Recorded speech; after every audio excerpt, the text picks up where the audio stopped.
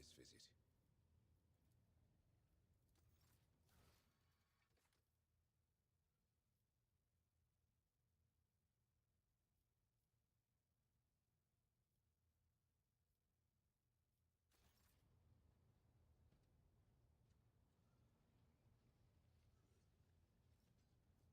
Lord Captain?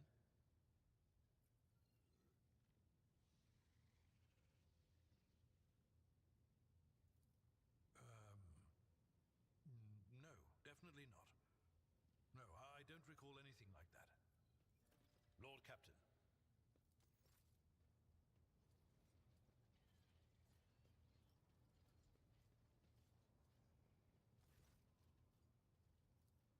They mean nothing to me. They're just words. A whisper. So quiet, I barely caught it. Like a feather landing on a pile of down. Something about damned ambitions, antiquity, terrible antiquity.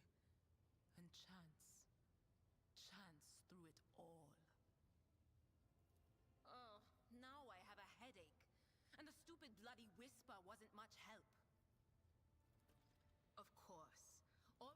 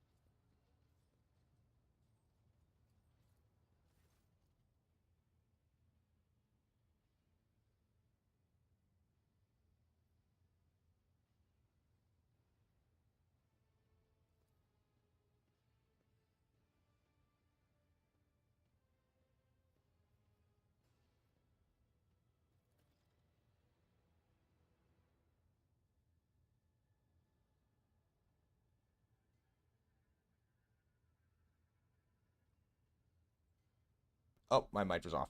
It's not me. The people who accompany Theodore on her travels are strangely unaware of the incidents and epitaph. Human shells are subject to external influences. Perhaps someone purged their memory archives, or perhaps they simply do not want to access them. It's a shame that no new information was obtained, but Nomos are grateful for that you tried. What have you been doing, Nomos? Been studying and observing.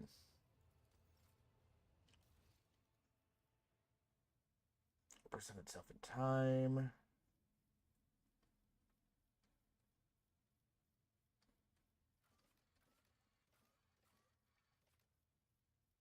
Alright, so that's companion quest. Nurse's tainted corruption was discovered on the planet.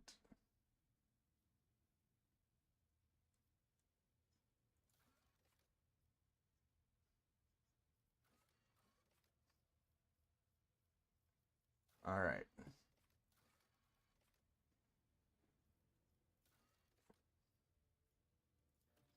Complete that.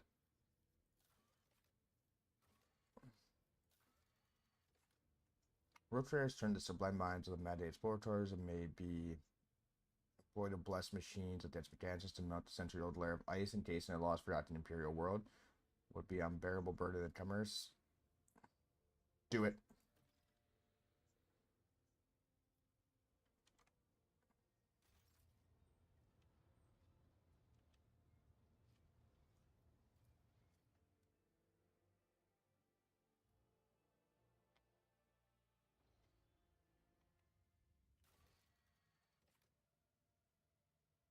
Mm.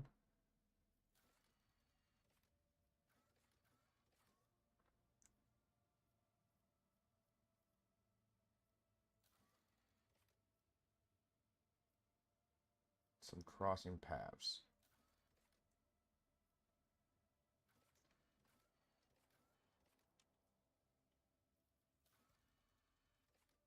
What was new head of Mavashi is what happened to Lady Theodore was a new droid trader light. Question rumors increased by the hour.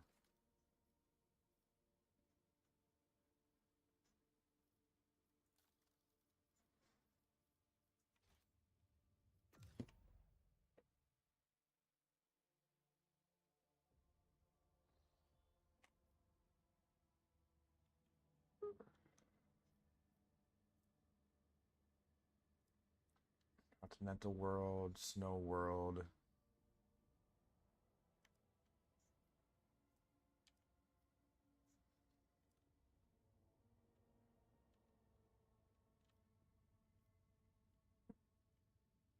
Mm.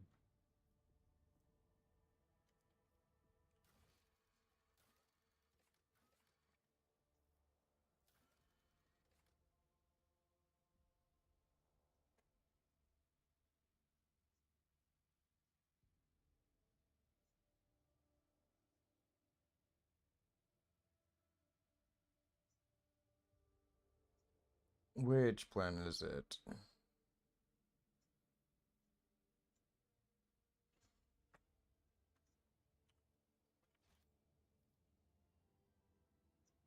Hundred Dreams Crossroads.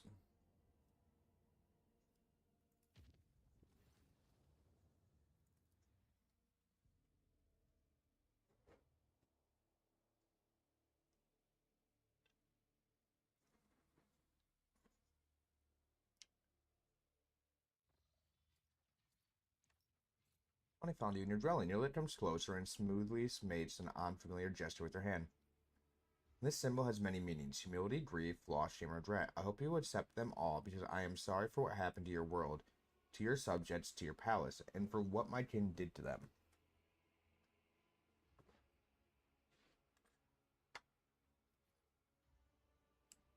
I should not have underestimated my enemies. I will not make the same mistake. Thank you. Truly, thank you. Shudders so slightly they almost miss it. She opens her mouth and turns away, searching for the right words. My words will not heal the wounds, nor bring back the fallen, and they will not restore your protectorate. However, Violet falls silent, and her deep, piercing gaze seems to reach down into the very depths of your soul. Looked silently back at her. Hotontat, the gaze of a child of a Asari can penetrate deeper than a Monkai, and I can see all the heaviness that has accumulated in your soul during our travels. I see it in your gestures, in the tilt of your head, in the change of your scent. If you will allow me, this is the first time you have heard your lips sound so indecisive and guilty. I will help you cast off the burden and cleanse your soul and your mind of worry. I do not need to be cared for. How is that going to help me? The burden of my responsibility has indeed weighed heavily on me. Together, we can try to ease the burden. It is difficult to describe, Alantot, but your soul shines bright, and your mind is strong enough for you to be able to immerse yourself in your own mind, and cleanse it of unnecessary care. I am still not sure that your species is capable of such a thing, but it is worth a try. If nothing comes of it, then the only thing you will lose is a small fraction of your time. And I will be your guide on this journey. I will help you enter your meditative state. I will go meditative state to get to know yourself, of course. That is to let me immersing yourself in your soul is a deeply intimate process, and you will not be able to do it without me. Yolitoli brushes a strand of red hair away from her face, and I promise you, Alantot, that I will not judge you, your world, or anything that takes place inside. We will see only what you want to see. Embers of genuine curiosity glimmer in her emerald gaze. To know a human soul is a unique opportunity for the Aeldari, and your lid's uncharacteristic caution and certainty imply that this is also she is also discomfited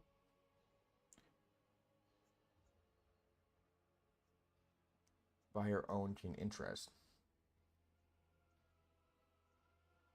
Show me my inner world. But nods slowly, and she's clearly surprised by your compliance. Do we need to find a suitable place, somewhere quiet and serene? The bath? The bath. You have everything, Alantot. Fear, emotions, cast out the weight of your body. Good. Now try to look inside your soul. Look at the shining timidly.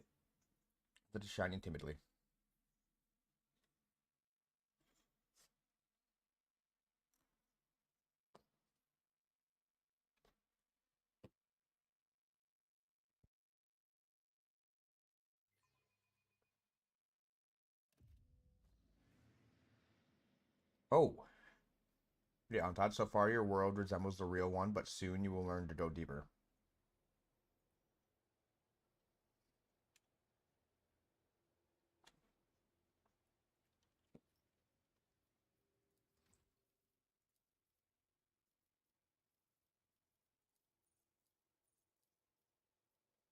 Eye of the Unscathed. Create an opening. Agility. Awareness. Xeno. Dispatch.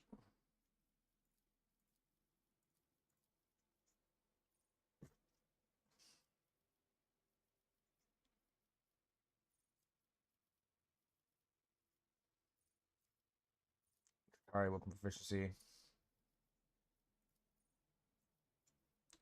Perfect opening. Agility. Awareness.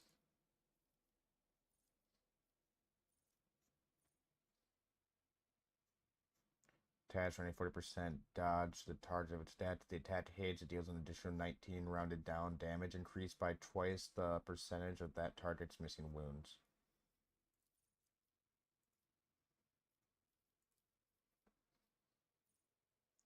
In my sights, gains additional. Do I have in my sights?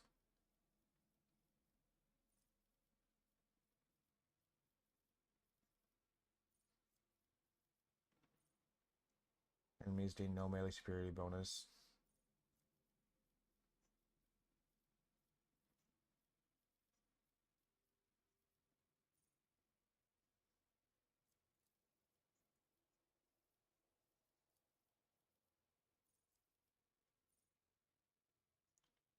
Every turn, the first use of assassin abilities costs 0 AP.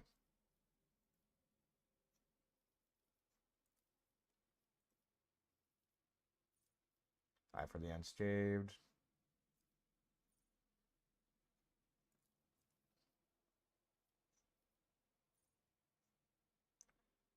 Merge effect applied by Death Whisper deals an additional plus 10 damage.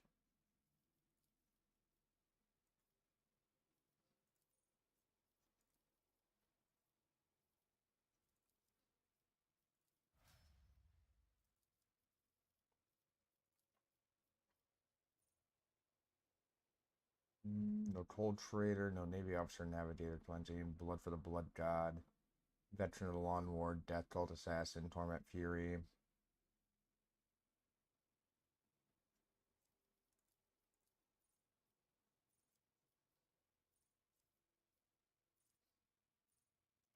Melee attack, deadly aim.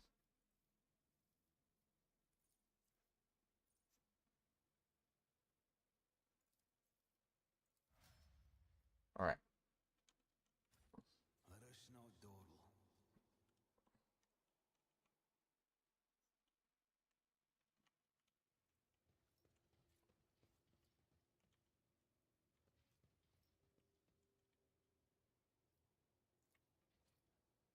Fresh blood soaked into the priceless recoveries, forming an ugly stain under the corpse, your corpse.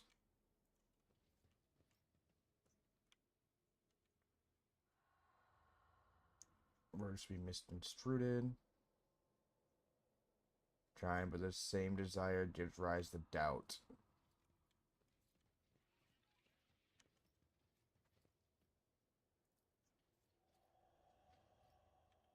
To helm. Am I here to kill you, to betray you, to serve you? Am I a friend or foe? What do you think, Ignatius?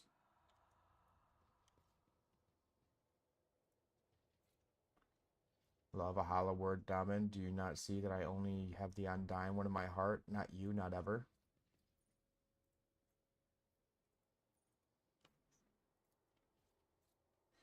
We got rid of one traitor and we'll get rid of him again. Reach your soul, not fully understanding that you are afraid of your differences will come. You pain. Do not let fear dictate your fate. Always have a backup plan.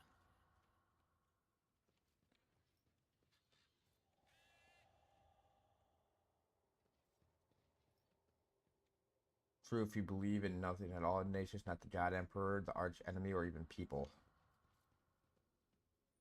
Putting on airs, Lord Captain, you are distant from the common foe. The rusty old footfall is from Terra.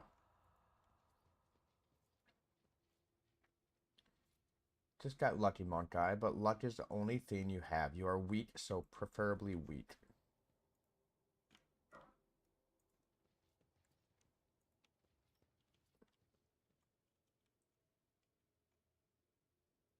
Solomon.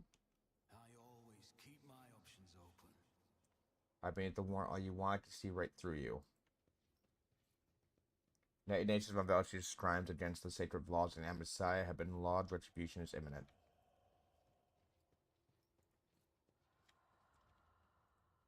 Just a throne, a power serene.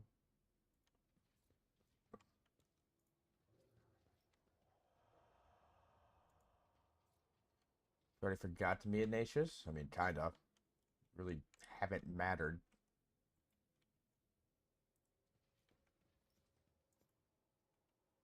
Responsibility lies. Rise to the top, or get left in the dust. Don't know who this Monkai is, but your memories of them are akin to the slimy mud after rain. Let's wash it away like a spring, shall we?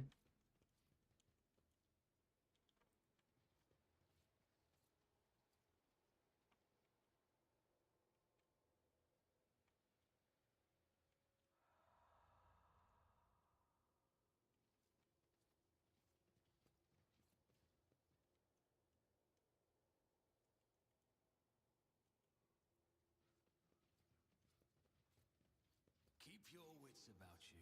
You haven't faded. Accept and let go of your doubts.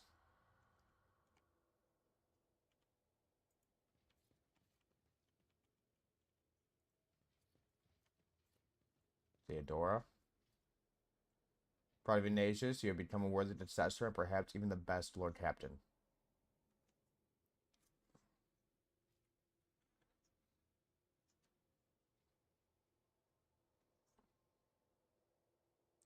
Some words you need to hear at least once to believe them.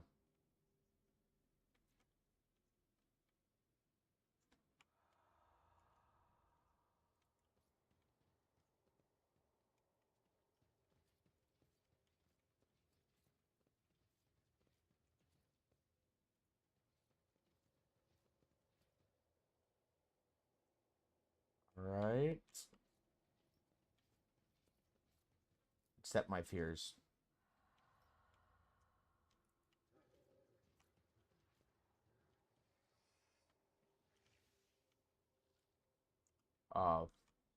Fuck is this? Let the Emperor alone be your own guiding beacon, yet once true gods grant power, you first must make peace inside your own soul. To avoid with the soul, gods, friends with power can bend galaxies to one will. Ah ha ha ha ha ha ha. Soul resembles the untended garden where the weeds are sufficiently fragile. Free yourself from the unnecessary burden, Alantat, and let serenity enter your soul.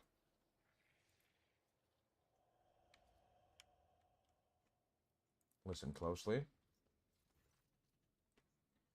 Who is this, Monkai? The voice of the incorporeal echo that has made your soul its home seems to sound in your own head. One sec.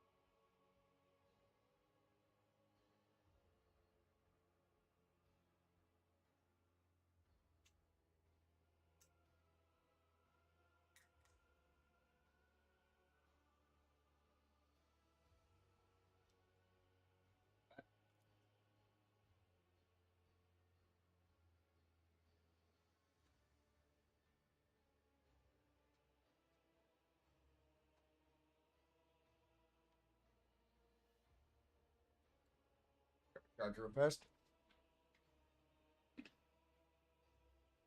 His face tense in surprise, her features become even sharper as she stares in confusion at the ghostly figure. She says nothing, stealing glance at you and then at the figures in, as if she's waiting for something. Look closely at the ghostly figures. Your echo touch your lead's hand. A strange feeling envelops your body. You feel yourself become lighter than air. And inside your mind, your thoughts are racing at an incredible speed. You are not yet aware that you are looking through the eyes of the ghostly echo you are observing from afar.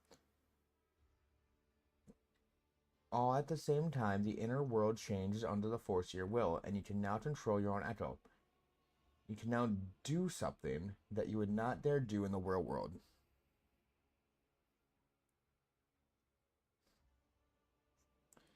Resist the temptation. You and your lit stand together in complete silence for a while, tense and awkward at first, then soft and enveloping. Feel it sigh ever so slightly in your heart, and you hear the sadness hidden in her voice. But she remains silent until the ghost figures around you start to disappear. It's time to return on thought. Your soul is not yet strong enough to endure prolonged immersion. Take a deep breath and...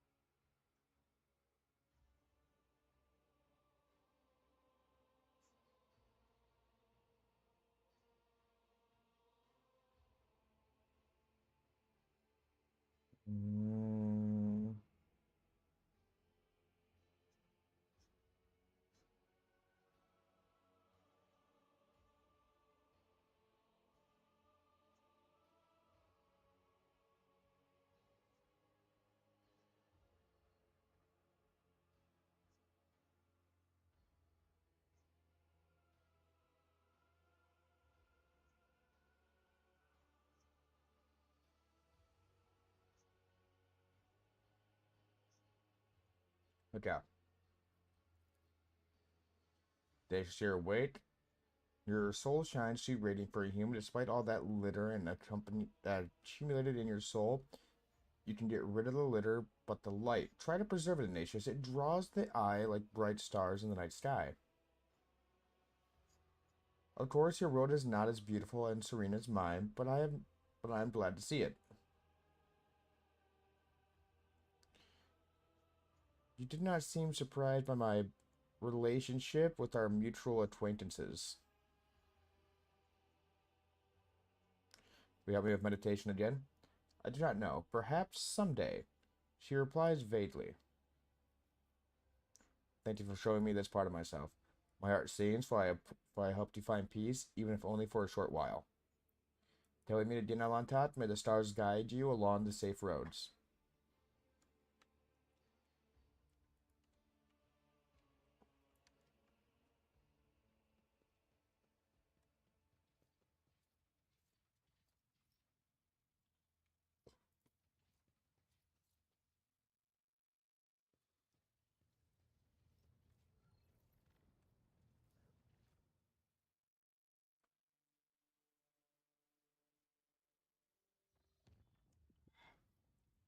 Alright, into the crossroads.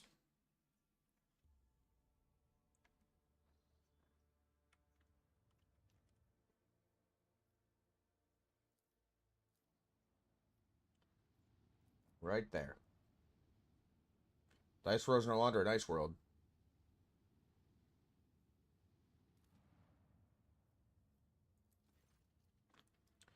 The crew is treated to an amazing sight. The armor world, which spent a decade under layers of tightly packed ice, blooms before them like a carpet of black flowers, revealing hundreds of Imperial supply bases amidst the melting snow broth. They are practically untouched by time.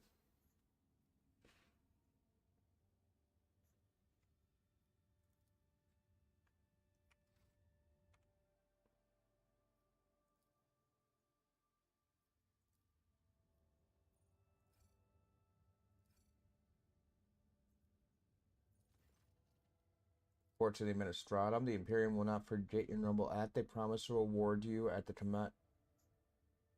accommodation as soon as passage from the Tronus Pant becomes available.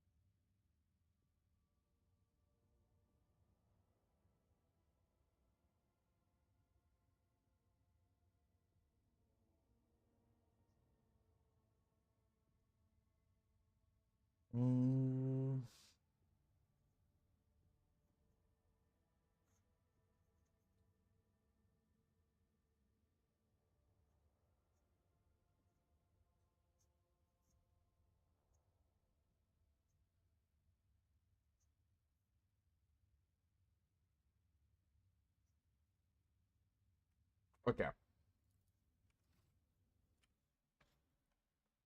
So, we're gonna pillage it.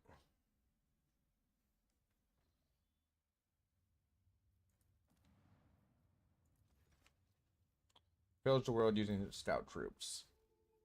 Quit firing Laz pistol. Emerald Cherub Ring. The ring grants the wearer +5 bonus fellowship, but also increases resolve by +1.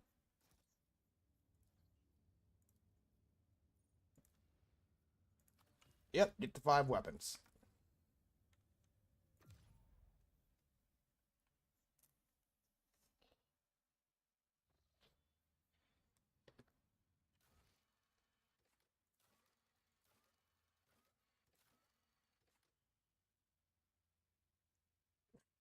Saturn.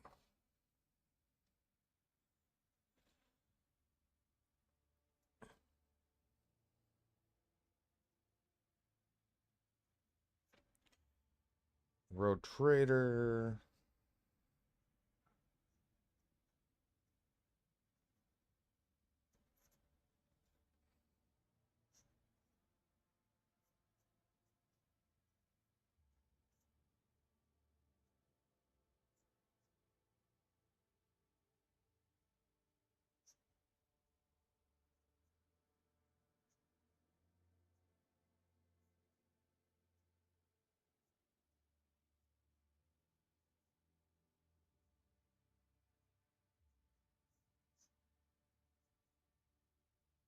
Okay.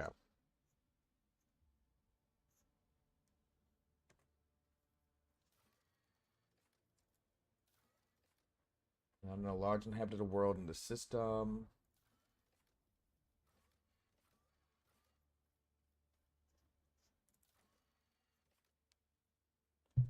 Crossings of paths.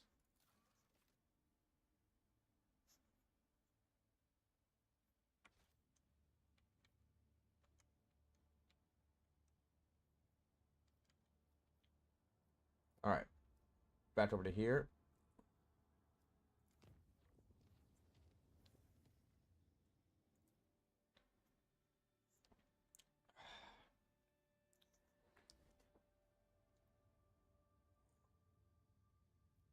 Over to here.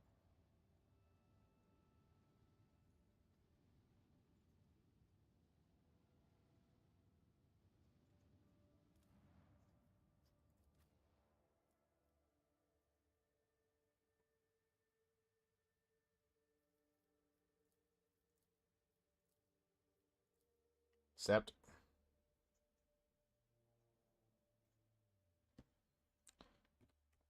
So you guys watch Knights of Guinevere yet? On YouTube?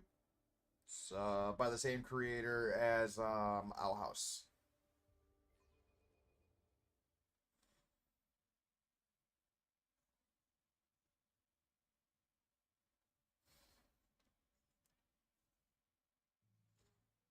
Ugh.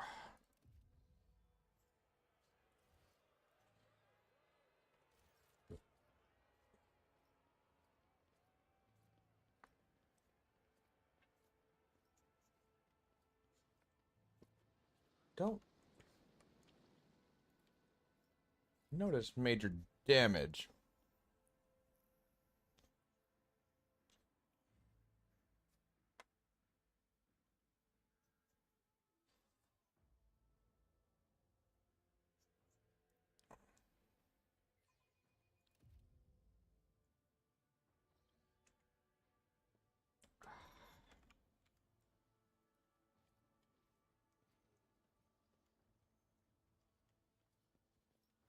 Right?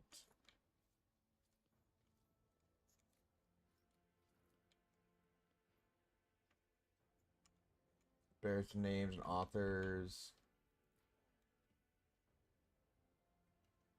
Fate marked to the polished mantelpiece, but it was faintly left by a glass.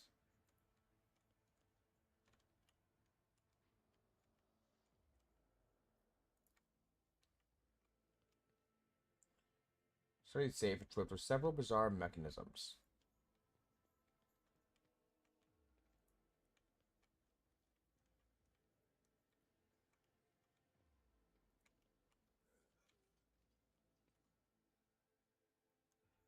F5.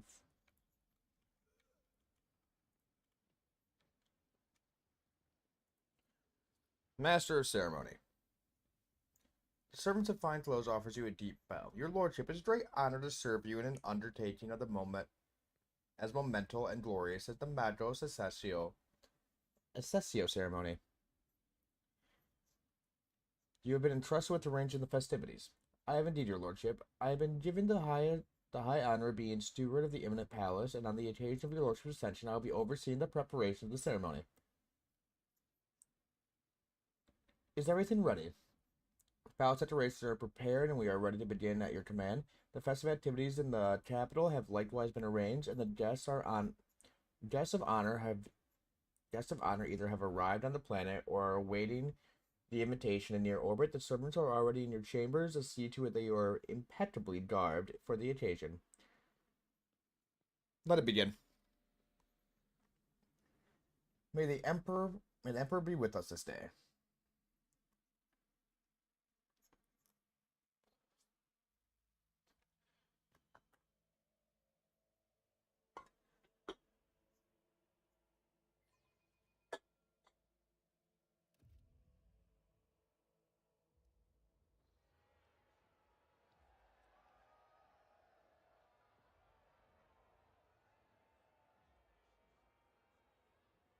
Subject in honor and ascension, New Road Trader's generosity show its favor. On Family Benevolence, the Road Trader has decreed that every soul to be given a day's ration and a personal fuel cell so that they may be fed and warm on this day. Praise the Road Trader's magnanimity. Just throw in fucking gold coins at these fuckers.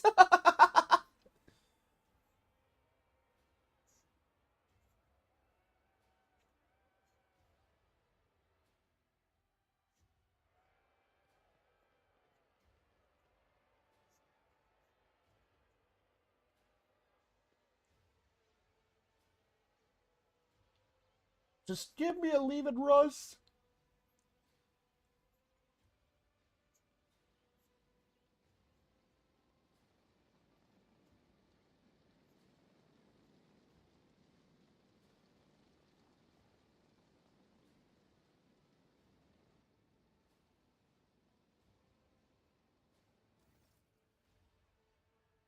The trial begins its roiling. Their electrified exhilaration filling the air of your own. Thousands of throats chant your name. You are at the apex of the world and all others. Amplified by 100 bots, the voice of the Master of Ceremonies booms. Rejoice, subjects of Dodoris. You have been granted the felicity of witnessing your master, a great honor bestowed upon us by the Road Trader Ignatius von Valsius. Excruciator of heretics who eradicated the corruption of the archenemy worshippers, and cleansed Janus, was killed during the events of Janus. Gracious protector of footfall, patron of trade, you say footfall. A hush falls over the crowd and gaze upon you in adoration. Many of them bear terrible scars from the recent battle in Doris. Like children, they await the words of their almighty father. Fear not the coming day. Henceforth, you are all my charges. Joyful cries carry your name upwards beyond the atmosphere of Doris, all the way to the Emperor's throne.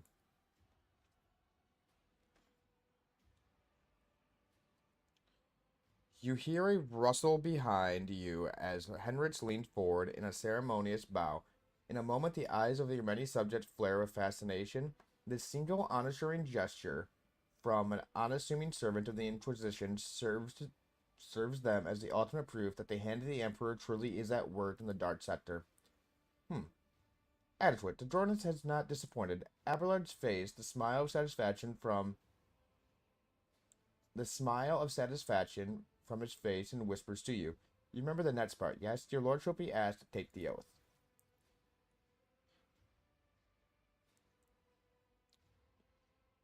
The Master of Ceremonies bows to you with great reverence. Let the oath of von Valsius Knights be taken. Please repeat after me, your lordship. I, Ignatius, Road Trader, by the grace of the Emperor, vow to be paragon of humanity. Unbroken by adversity, to walk bravely first into darkness, to unite and reclaim what was lost, to triumph over the nightmares untold, to hold boldly the reins of fate, to walk steadily the road of thorns through pain to greatness. You hear a rumble, it is the roar of the sea of your subjects. With jubilation and devout fear, they welcome your ascension. It is done.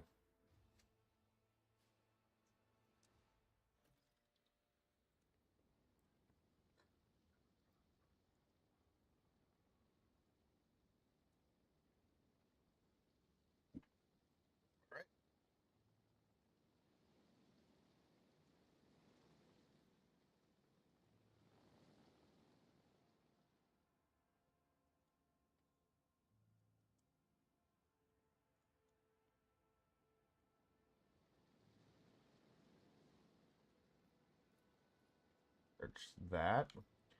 Which statue formerly pleased your eyes as Xenos now adorn the palace at Dynasty?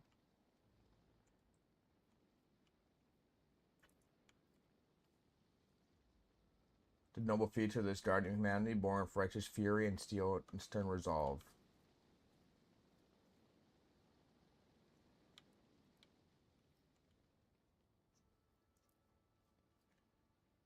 Stared haphazardly around the table are bottles of expensive ambersite, plates of Provision Nobilis.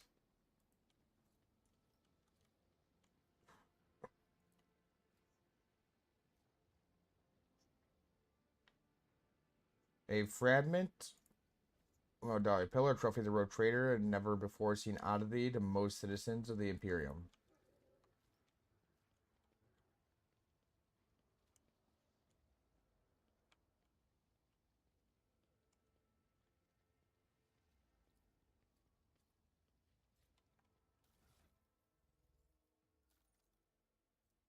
There's something in here that should give me Lord Xenos.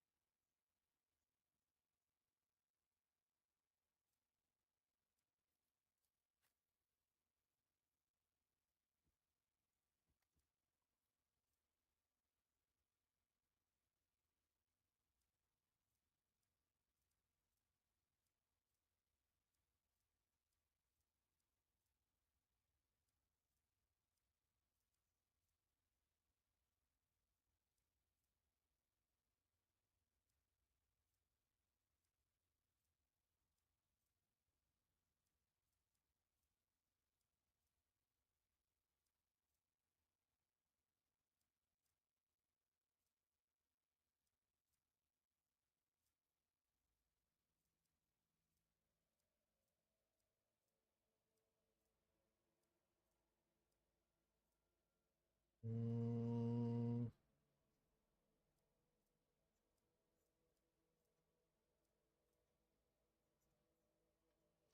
Slore Imperium.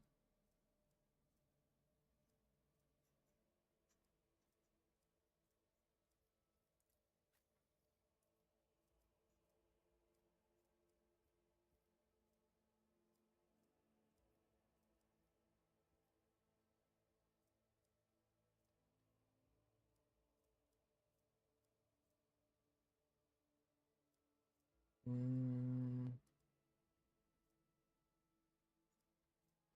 Waste Demand.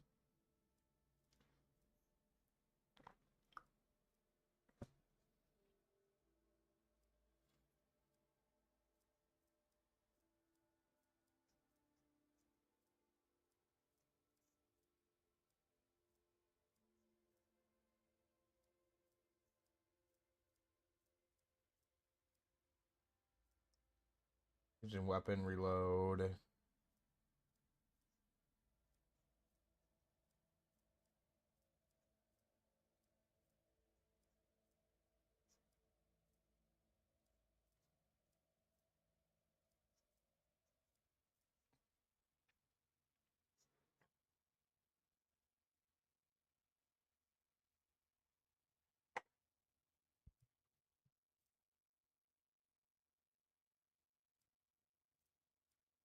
Hmm.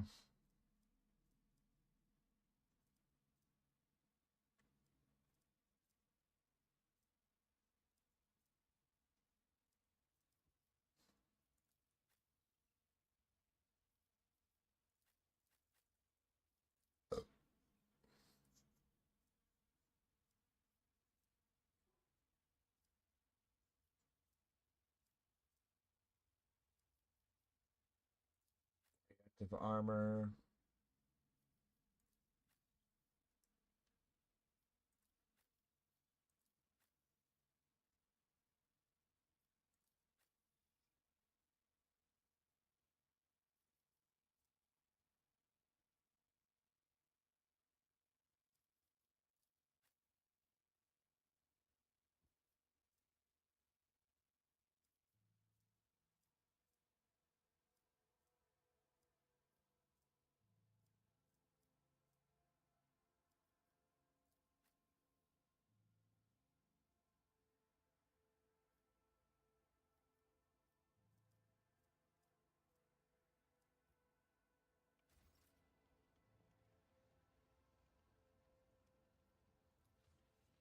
of this.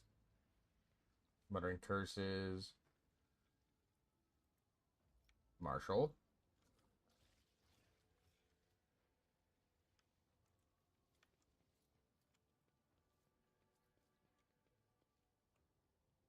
Confessor.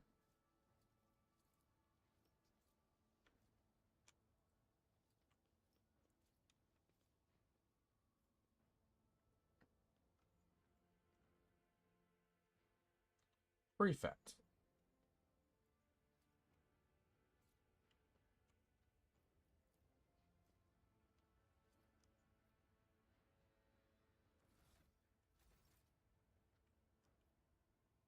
Search that.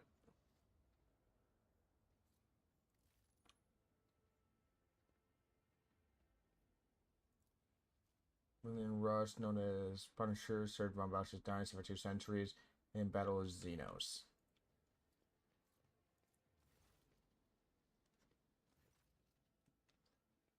It's a great day, Your Lordship.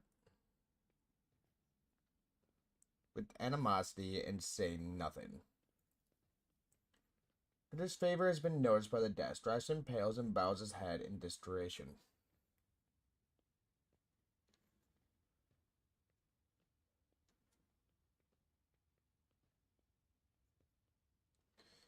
Study the face of the nobles in attendance. Dryston was obviously still the leader of the Doors aristocracy, but judging by the courtesy he is showing to the young Salabet, he clearly wants to strengthen his relationship with the house. The senior Salabet, Deprat, was whispering in another corner. Salabet, whose family seems to be giving you the cold shoulder, may be trying to sway Gabet to his side.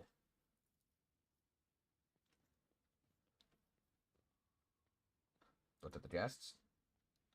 Under the aptly dressed Dryston, you notice a couple of young nobles in Salabet and Dolbat covers. It would seem that the major noble families of Doris have decided to introduce the younger members to high society. The tall man in gray power armor, adorned with a column of skulls, and undoubtedly a high-ranked inquisitor. He keeps to the periphery of the conversation, seldom deigning to comment. Next to him is his entourage, a rangy warrior in black armor and a tech priest dressed in red, whose face is hidden behind a brass mask. My greetings to the member of the Holy Inquisition. He responded with a delightful bow, his proud face calm and unfaltering. My greetings to you, esteemed Lady von Valsius. May shadows never darken the light of the Astronomicon that guides you. I appreciate your display of loyalty to the Imperium by having one of the Holy Ordo's members by your side during the ceremony. You have demonstrated that you consider yourself a son in the fold of our revered organization. The Inquisitor companions, a crimson-red robed member of the Adeptus Mechanicus, bows to you. From behind the brass mask, mounted with dozens of augments, comes a metallic wrath. Glory to Von Valsius heir. Lord Inquisitor's relaxed expression radiates an odd sense of menace. He is akin to a predator on the prowl, content to hide in the brutish brush of fate smiles and elegant conversations. For now.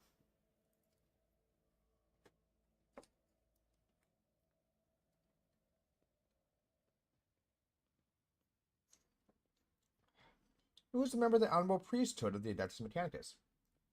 This is Brasripper, which naturally is not his real name, the esteemed Magos and member of my retinue.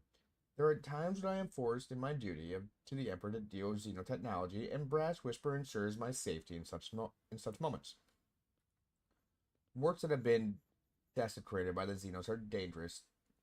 They weren't, his whispering stood off, replaced by a heavy, rapid breathing. It seems that the tech priest's quiet voice is not an extravagant quirk, but rather a consequence of some injury. After catching his breath, Braswell continues, warrant due caution.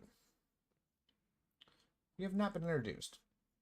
An oversight to be sure. My name is Xavier Calchis, and I have the honor of serving as a member of the illustrious Order Xenos, the head of the Cronus Expanse Conclave, and Lord Inquisitor of this region. It is my unending task to ensure the sector's readiness to meet external threats and resist internal corruption. Not an unexpected visit. I was not told. I, however, have been told all about you. The Inquisitor's face is impenetrable. Behind his mask, you detect a hint of mockery.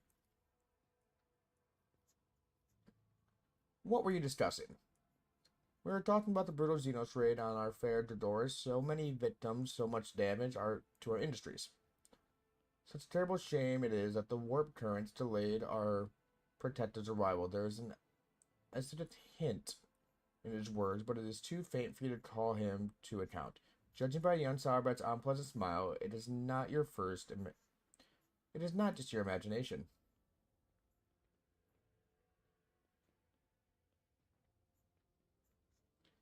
Sharing the scepter with the blessed Xenos is impossible. I hope we respond to their raid on the Dodoris with punitive campaign. I see you hate Xenos with all your heart. I do. This pestilence against the Emperor must be exterminated. He talked adherently and smoothly, like a commissar. He's placed his hand on the hilt of his finely adorned sword, his pale face ablaze with noble fury. By having remembered the Inquisition by your side at the ceremony, your lordship has shown that your intent to closely abide by the Imperium's credo, to root out the Xeno Scourge, and how Sauerbat will offer every support to you in this righteous undertaking.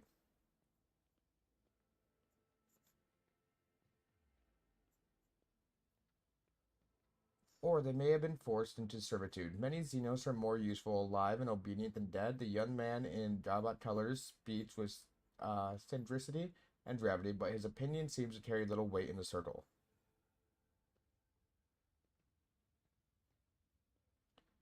And how many Xenos have you personally killed, Sauerbat?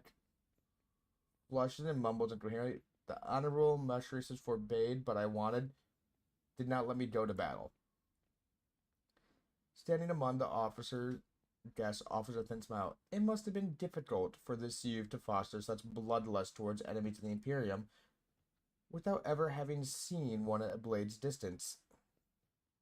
Look at Abelard and relatives. What is your name? Lordship, allow me to introduce the daughter of Chancellor Clementia Wertian and my great-granddaughter Asteria. Abelard looked solemnly upon the young woman with barely concealed pride. I am delighted to witness you, your lordship. Asteria bows deeply.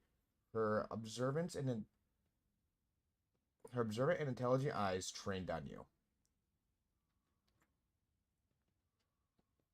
Modesty forbids my esteemed forebear to say this himself, so I will. Our entire family is grateful to you for wishing to see someone of Wertian blood at your side as you claim your inheritance.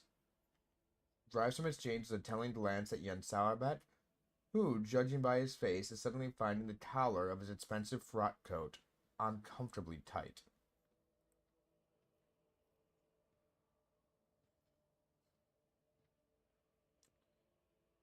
For that he deserves. How are you finding the reception? It is difficult to put in the words, your lordship. Never before have I seen such grand and striking ceremony. Asteria's voice sounds passionate and inspired, and her eyes shine with barely contained excitement. But I was also so much more amazed by your generosity. The provisions that are being handed out in the streets of the capital will make the difference between life and death for many of those who lost everything in the Xenos attack. And Jabbat keeps staring at Asteria curiously and a little bashfully. It seems the boy likes her. Where are the rest of your kin? They are in the city, preoccupied with running the festivities and watching over some of the more crucial services. No incidents to be allowed to ruin your ceremony. Trio frowns and adds peevishly, I asked the esteemed Abelard to put me to some important tasks too, but he bid me to attend the reception, where I can do nothing to serve your lordship. If I had known, I would have asked Abelard to let you miss the party.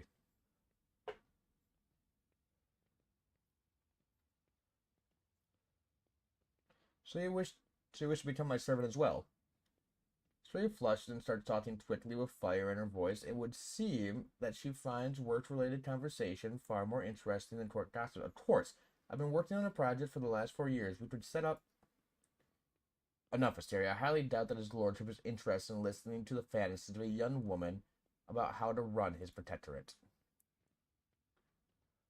Abelard shoots Drivestem a glare so dark and bloodthirsty that the latter instinctively stares back, looking for the nearest warden.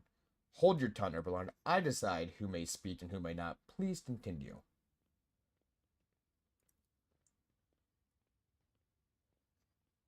departed Astaria continues in the tone of a seasoned administrative clerk. Our suggestion to set up a chain of stations in the void, plasma beacons that would signal the passing ships by placing them in logistically sound locations. We could simplify our ship routes so that they may split long warp jumps to a series of safer, shorter jumps from one beacon to another. This would have a positive effect on overall safety of the journeys and the accessibility of colonies. More and more technical terms and percentages creep into her speech. She quotes Lex Mechanics reports and accounts of starship captains. Astaria's vigor and sharp mind are enough to silence even the most venomous of her commenters. They all stand there in silence, trying to digest what she's saying. Evelyn surveys the quiet nobles with triumph and then looks at his great-granddaughter with pride. I hope the Worshing family does Abelard the credit that he deserves. Absolutely, your lordship. We greatly respect him for his wisdom, and he repays us with attention and kindness, she says warmly. I am obligated, dear Astaria. It looks like Abelard is somewhat embarrassed by the turn the conversation is taken. He's just a bashful fucking father and grandfather. Dude, I love Abelard. He's so fucking good. He's such a good character. He's a hard ass. And I don't agree with everything that he says and shit, but he's such a well-written character. Enjoy the evening. Thank you, lordship. I am ready to accept your congratulations.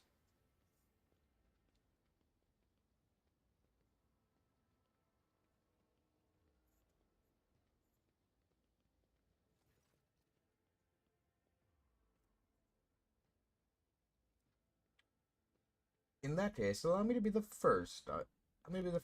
I drive some snaps as fingers, and several servants approach with gifts.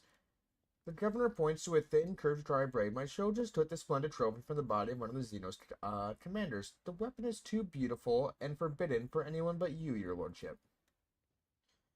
Squeezes through the nets, pushing Galabat aside with confessing, your lordship, how Salabat anticipates the onset of unsettled and bloody times. To make the ungodly Xenos cower to your approach, my family humbly presents you with a dozen pieces of secondary armament for your ship.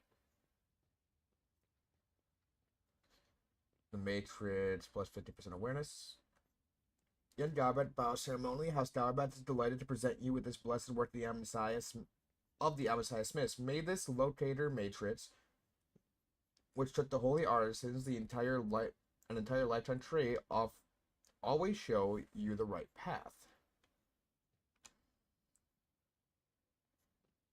Having let the aristocrats go first as a sign of deference, Abelard's last speech. Your lordship, House Worshing possesses no relic worthy of your acceptance, but we are rich in talent and hard-working people. As a sign of our loyalty, I humbly offer you my flesh and blood. 100 of my kin will go to the colonies in the Protectorate and use all their talent so that the worlds in your charge may prosper.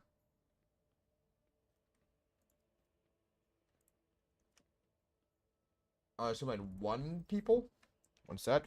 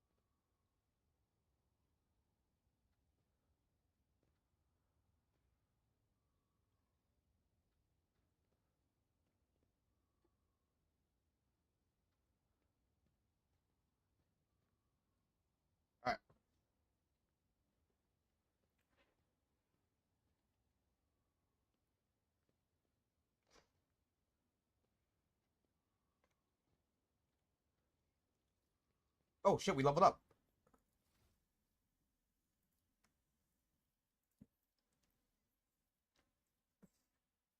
Ooh, okay.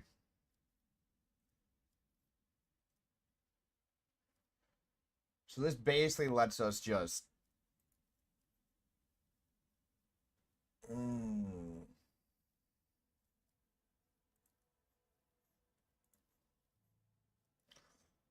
Oh.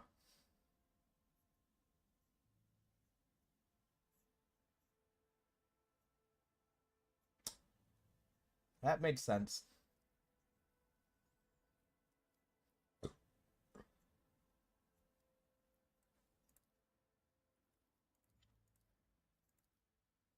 Yeah, so I have...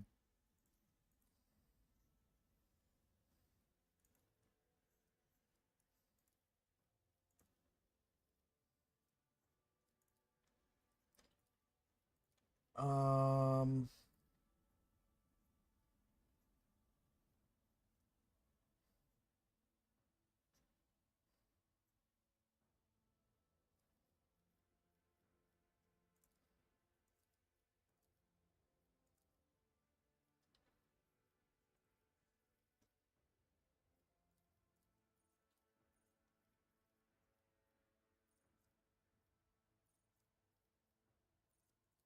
Grab Law and Order.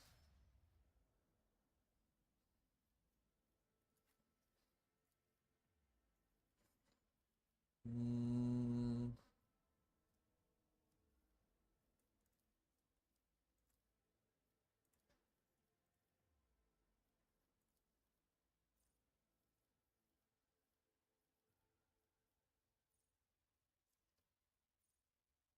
Change plus for the additional armor does fire damage and half the amount as additional armor does energy damage from las, mountain, plasma weapons.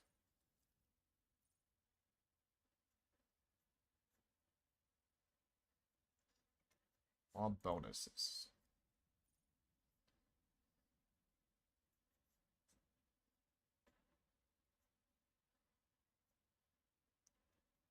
Reduces sight momentum.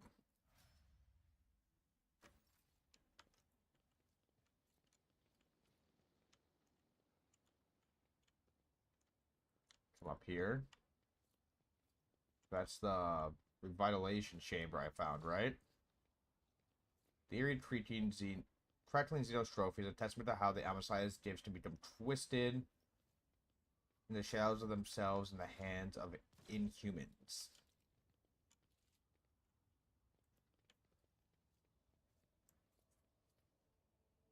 Condemned.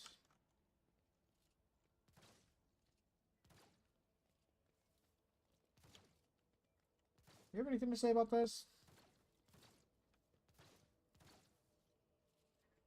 Trader bears the warrant of trade. Stellar. Good hits. Good hits.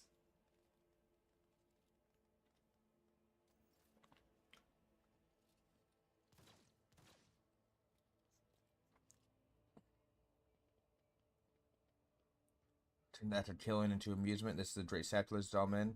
But have no fear. I will explain the will of the Undying One to the lay people. I hope you do. Brass Whisperer.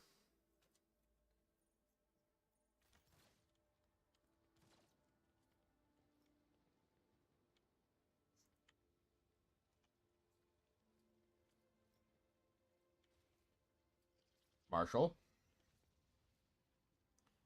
For maintaining security during the ceremony has carried out their duties adequately. The rest is inconsequential.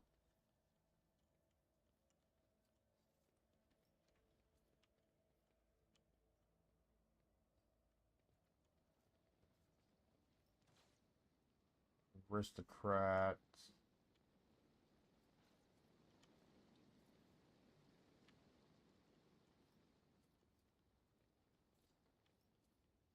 Your gathering looks odd and unusual. I will remember this.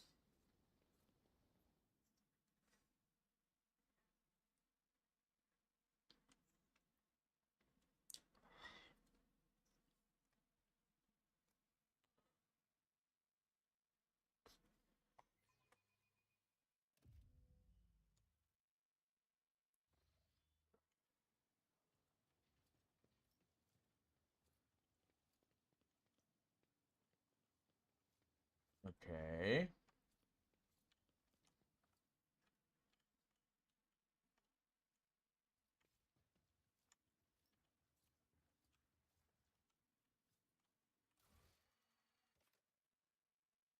Yeah, no, we're making void beacons.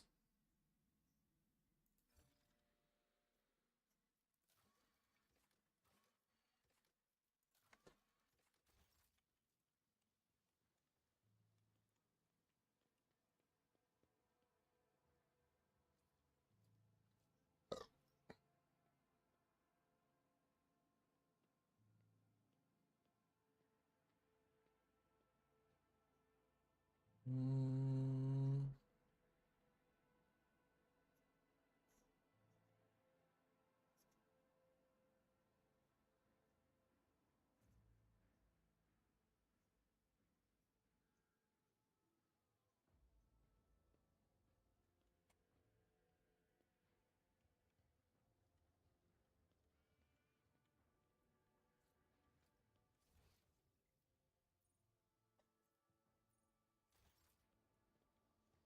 Talk to the master of ceremonies.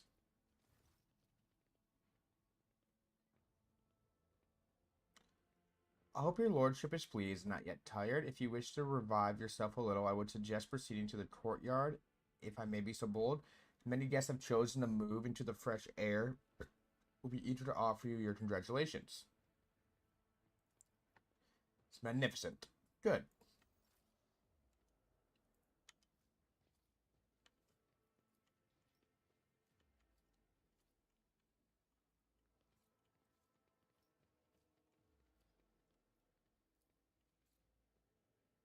Hmm.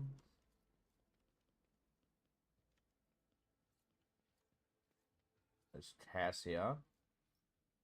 Into the desktop talking to me and asking me to open my third eye. I can certainly do it, but they will regret.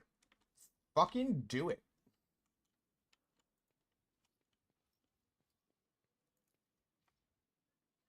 Strontos contain logs of pirate dams annihilated by the Von Valsius. Sending congratulations to the unit in Nations Von Valsius on attending your new legal status. Servitor sending next to him and examining you obliquely. It quickly looks away upon realizing you have noticed. What is this, Servitor? May you yet find time for this conversation. This is Nomos new repository. Nomos, this unit identifies as a Nations Von Valsius. Two-way identification complete. We'll see you again, no longer trying to avoid your gaze. Its face is twitching as if the muscles have forgotten what facial expressions are and is now starting to make its features look immutable. We are Nomos. We have made use of this receptacle to leave the ship. Ah!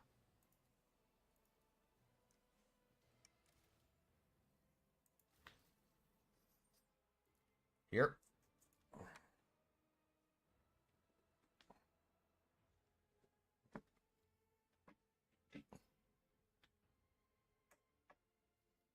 Accept.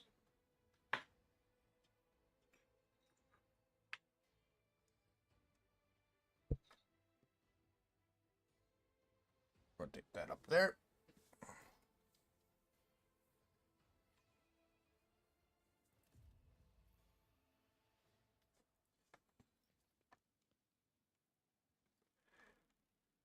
We're going straight back up here.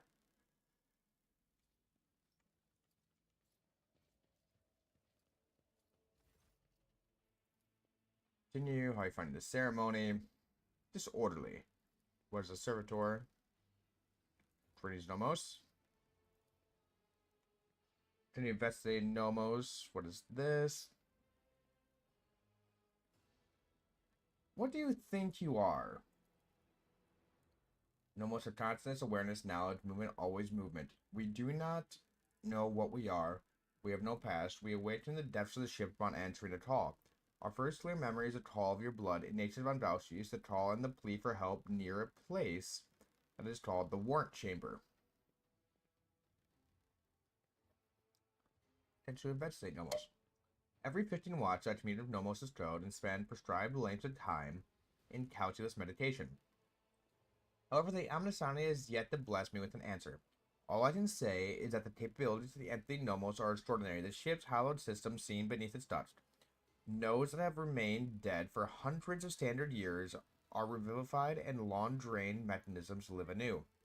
You hear notes of awe in Pascal's voice. Nomos are trying. Trade machines in the Imperium, once such as your ship, house machine spirits so complex and willful that it is difficult to tell them apart from abominable intelligence. There remains a possibility that Nomos is an entity of corruption, but with every day I grow stronger in my faith that this is not so. That what we are witnessing is the truth. The Omniscience miracle, one that is category 5 or higher. How did the entity move into the servitor body? This is not entirely of us. The receptacle is too narrow, crude, and feeble to contain our complete whole.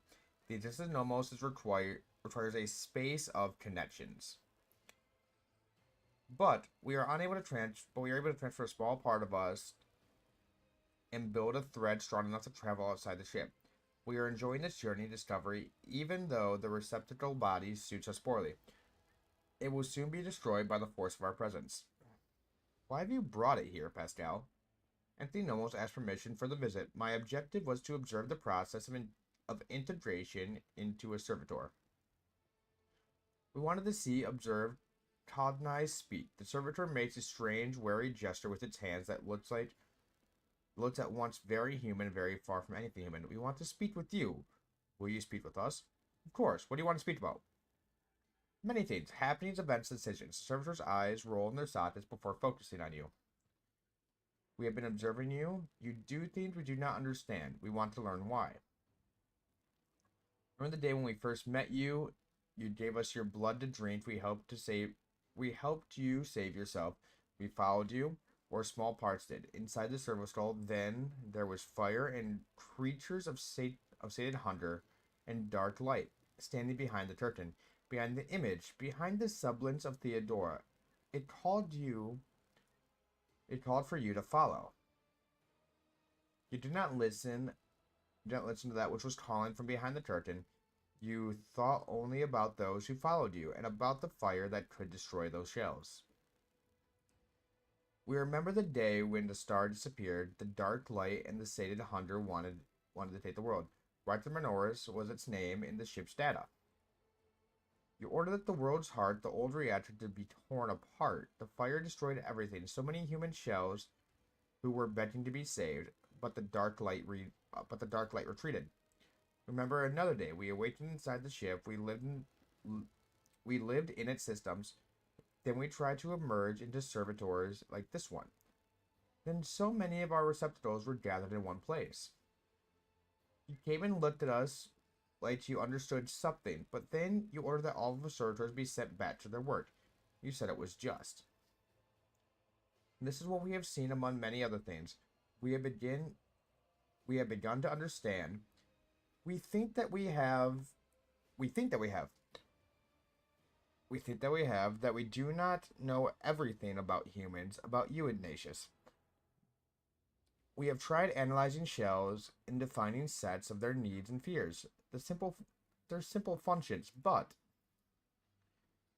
now we think that there is more, that there is another side that we do not see, a notion that is larger than what we compute, something that stands above fear and need, something that drives us.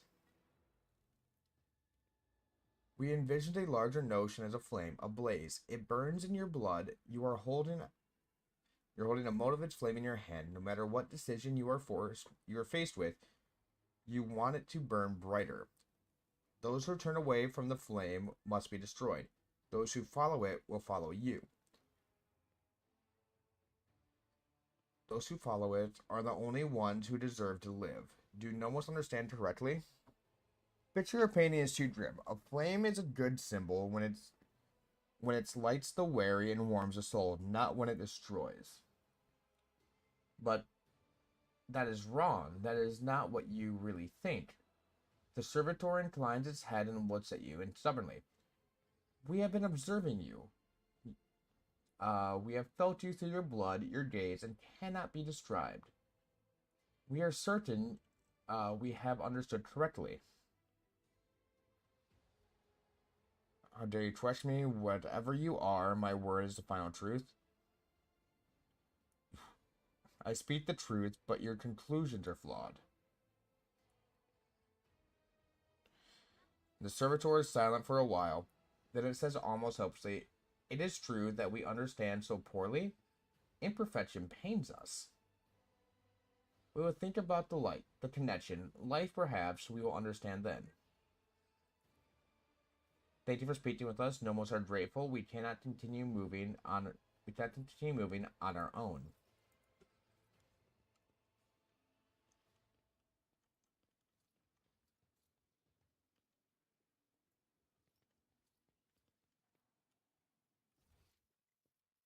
So all of them. Let's head over here.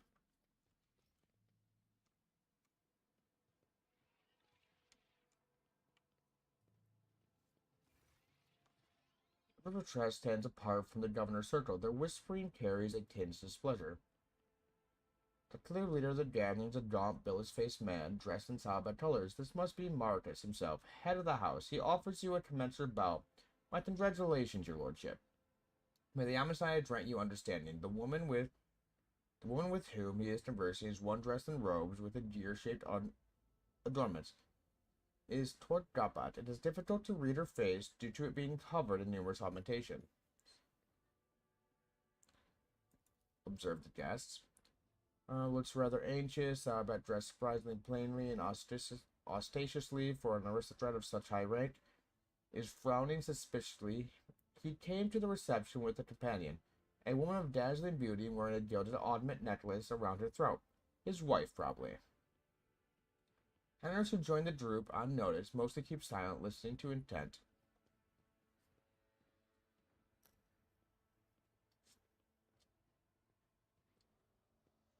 I'm surprised you deigned to make an appearance at this evening. Face twitched into an unpleasant smile, which makes an artificial skin on the left side all more prominent. I am a servant of the Von Welch dynasty. Had I not come, I would have committed an act of unanswerable insolence and damaged my family honor. Wife offers you a charming smile as if apologizing for her husband's virulent tone. Her large dark eyes are brimming of curiosity.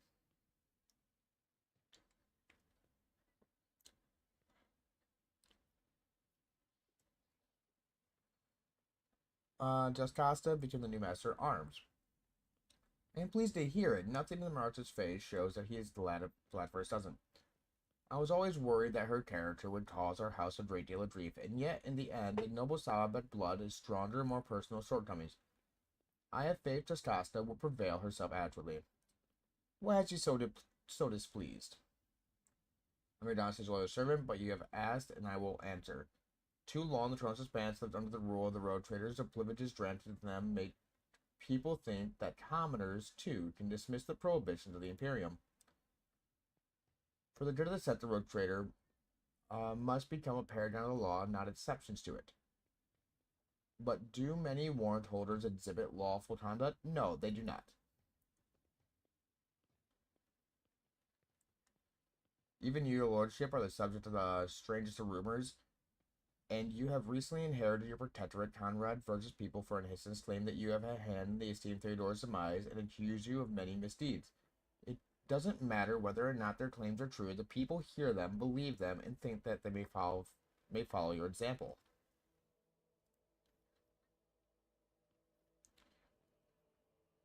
Your poor head tormented with so many concerns. Would you like to have her removed from your shoulder? Speak to the Setcher's future. As you command, your lordship, I am repeating the words of another. Numbers pulls out a data slate and makes a note on it without noting. I like to become better acquainted with your wife. His visually vets and shifts in the conversation. His wife offers you a reserved smile. It is an honor to be in your company, your lordship. Lucky to have such a beautiful wife, perhaps more so than you have him. Your countenance is familiar somehow to be a resemblance of Saint Mileta. Person could kill for a woman so gorgeous. Mertus pales. Regina smiles at him, then glances at you with interest. I bet your mercy, malicious, does not deserve death.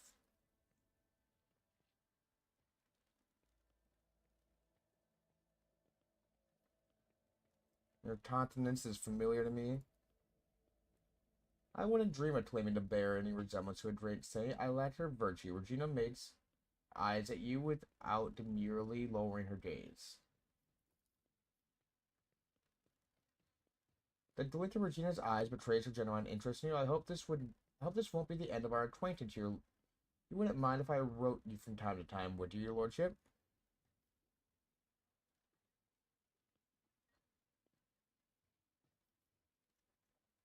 I promise to answer whenever I am not occupied with conquest and destruction of enemies' humanities. Macias, you wouldn't mind, would you? You can almost hear the crunching of teeth and Mouse's answer in a high and hate-filled hiss. Certainly not.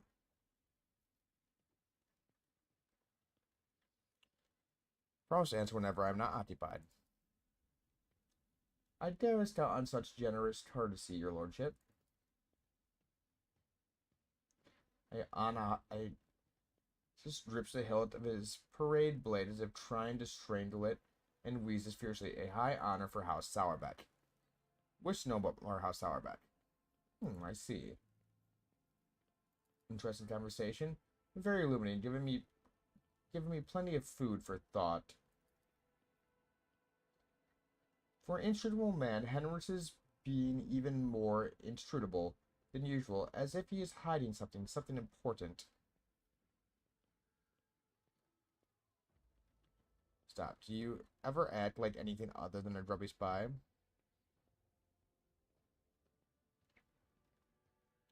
there anything you'd like to tell me? Nothing urgent. Nature just casts an impassive look at you and immediately glances away. Was he telling me my guests? It's all but throwing darts at your portrait. He is a very astute at choosing women than it. He is more astute than choosing women than enemies. He is trying to entice Grafet to his side, and he is so frightened after the fiasco of Kibia Gamma.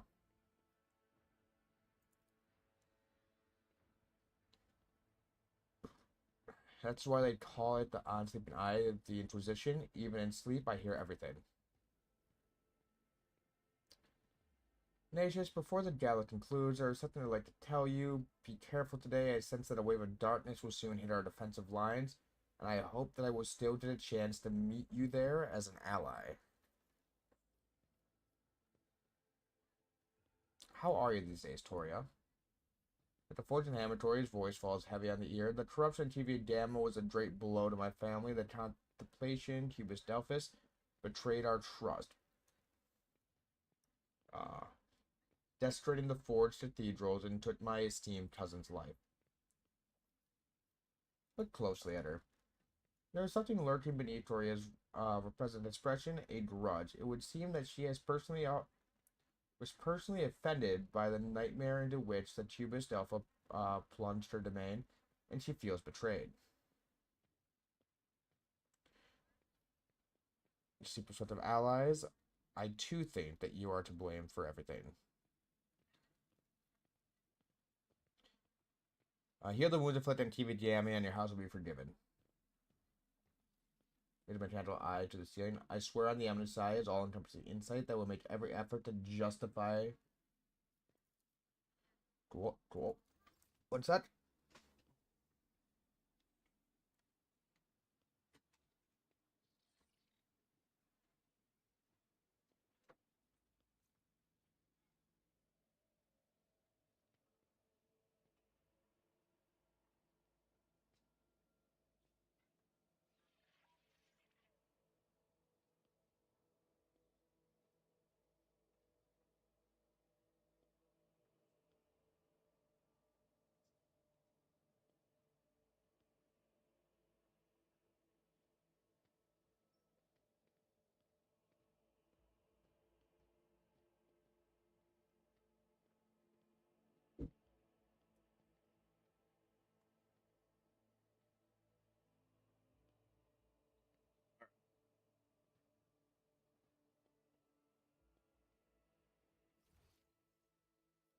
These should be the final parts.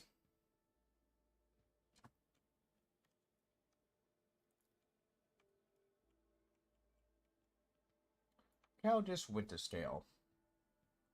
Nations, they are. Welcome to the circle where each member is as powerful, envious, greedy, and vain as the last. This is to say, the Noble Road Traders. Senator is watching him with barely suppressed contempt. Yes. You have yourself suitable company, Caldos, at the very least. Now you can enjoy idle diversions, boast about your own power, and indulge in profane pastimes with one who is your equal, rather than a member of the lower classes.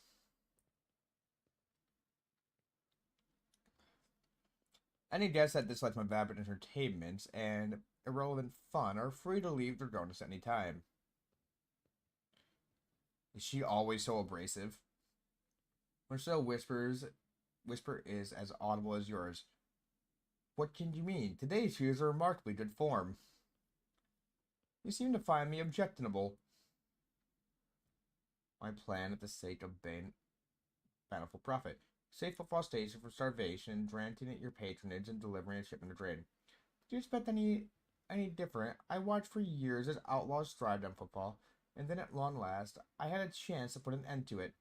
To seize the thug wagon by the throat and force football to atone and put the fear of him back into the masses. But you interfered and destroyed my plan for the sake of banal profit.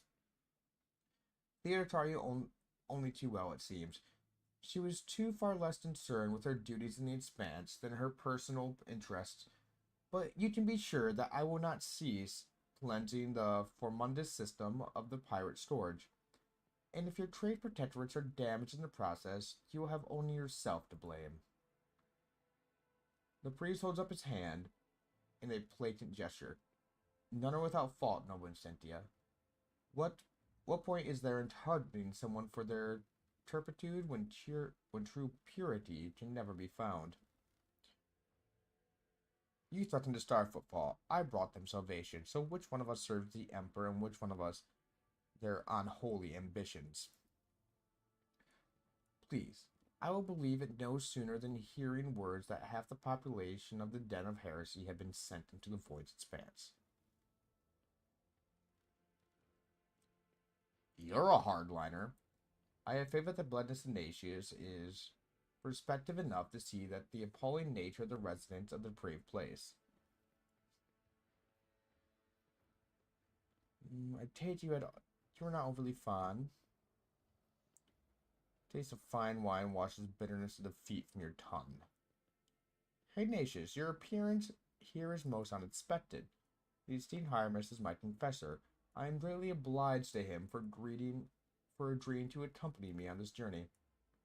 Thus, may the Emperor's light guide you on your way across the abyss of human wickedness. See, faith is more than a word for you. Smile wrapped by a tinge looked sinister. Faith is everything to me. In his name, I have eradicated corruption on 100 worlds, and will do so on 100 more.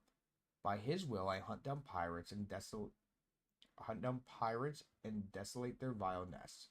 Let the court of name make any firebrand tremble, for sooner or later I will cast them into the void. Yeah, you look like a bitch. Funny thing is, people still call me the foul-tempered tyrant in all this. Caldro's amiable smile somehow resembles the bared teeth of an animal. Like, yeah, you're probably a bloodthirsty maniac, but at least you're not a fucking zealot. Kitty were not too fond of Lady Theodora. Zendia lowers her eyes and says without animosity, she was of the same breed as Asp. She stops short and then continues in a lowered voice. Conceited, insolent, unaware of the Emperor's stern gaze set upon her. I do not doubt her wisdom and courage, but Theodora did not have a shred of humanity or fear of his wrath. Asp. That must mean Aspis. Aspis Corda. You remember the name? From what you recall, she was a road trader too, and a renowned one at that. Well, I for one like Theodora. The stories they told of her travels to nameless stars, and yes, there was no fear in her. Winterscale sighs pensively, and his lively expression grows a little grayer. Think I might like you, Winterscale. Who is Aspis Corda to you? Calder snorts. Oh, she's Incendia's favorite subject. She just loves talking about Aspis. The example of the contemptible Aspis is a warning to us all. Even among Rhone traders empowered by the Emperor himself, a seed of perversion can bloom. You notice Incendia seemingly freeze and choke up at the mention of Aspis, but the priest's condemning words cause her icy rigidness to evaporate, and her dark eyes fill with righteous fury. Incendia's face twitches with the rhythm of artillery fire. That reprobate is my forebearer and my curse. Aspis Corda was a cruel, covetous, blasphemous monster. She fraternized with Xenos. She despised the faith. She robbed and slaughtered. She was drawn to the dark secrets. One day, she boarded her ship and vanished into the depths of Kronos' expanse. She was declared missing, but I know the bloody day will come when we see Aspis Corda's battle flagship once more. I hope the taste of fine wine washes the bitterness of defeat from your tongue, Incendia. Corda's face twists in a haunted grimace. I am not inclined to intoxicants of any sort, and nothing will wash away the memory of how you interfered in my plans. I promise you that. Galdos, thank you for your visit. Galdos gives you a cheerful and somewhat feral smile. As a sign of my gratitude, you could return something of mine that was found into your pockets. Footfall Station. Sound familiar? All I asked you to do was to help that crafty slut Vanden deal with the threat of the famine, not claim my property for yourself.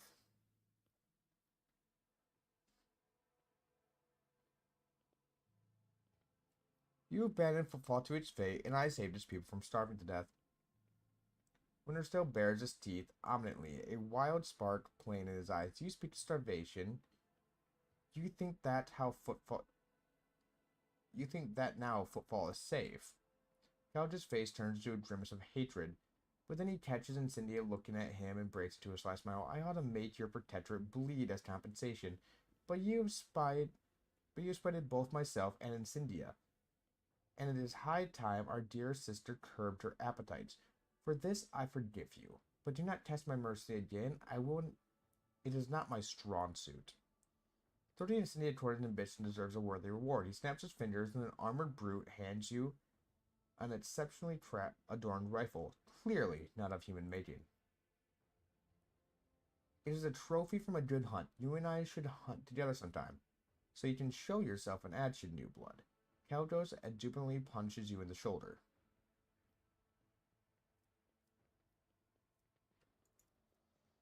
I have Hekaton. Ooh! Okay!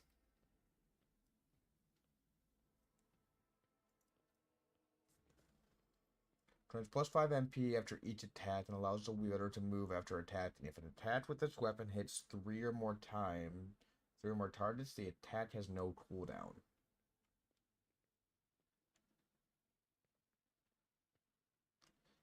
That's pretty fucking good.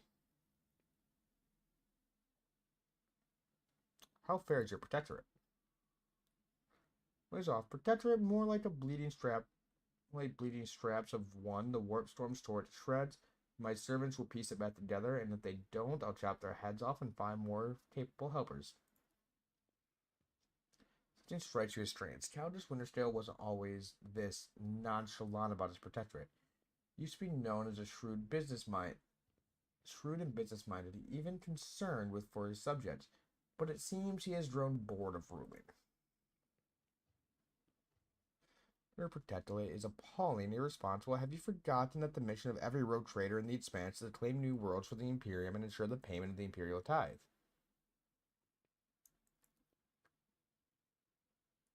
Kaldos burst into a laugh. Of course, a lawman soul's top of the conversation is the tithe. I'll have you know, dear blood, that my world still brings in more tithes than you, and seen in your whole life. So I can do as I well please. and so I will. Does it come with a good story? Hit left with the Xenos. They're really trying to get to my throat, and by the heathen stars, they almost succeeded. Speaking with joy, as though he is recounting the best day of his life. Only 1 in 10 made it out of the hackathon, and now it's only me and Wharton here. We returned without any loot and virtually without a ship. All I got for the trip was to hold a dead Xenos and this deadly beauty, which their leader used to put 2 holes in my hide. Expressive victory, but do you truly believe a creation on the Xenos is a good gift, Kaldar? You would call into question the privileges bestowed upon me by the Emperor. You can try. Let the St. Drusian mission put forth their champion, and I will slay him in trial by combat. Harmonis, one more time, Countess, and the war that you love to prattle on about will commence. I swear it. 1 drop of holy blood, spilt by you, will send the remains of your realm up in flames. Better than any tainter Promethean. Incendian Countess exchanged a look of fury, the latter snarling like the wolf, clearly ready to start said war here and now.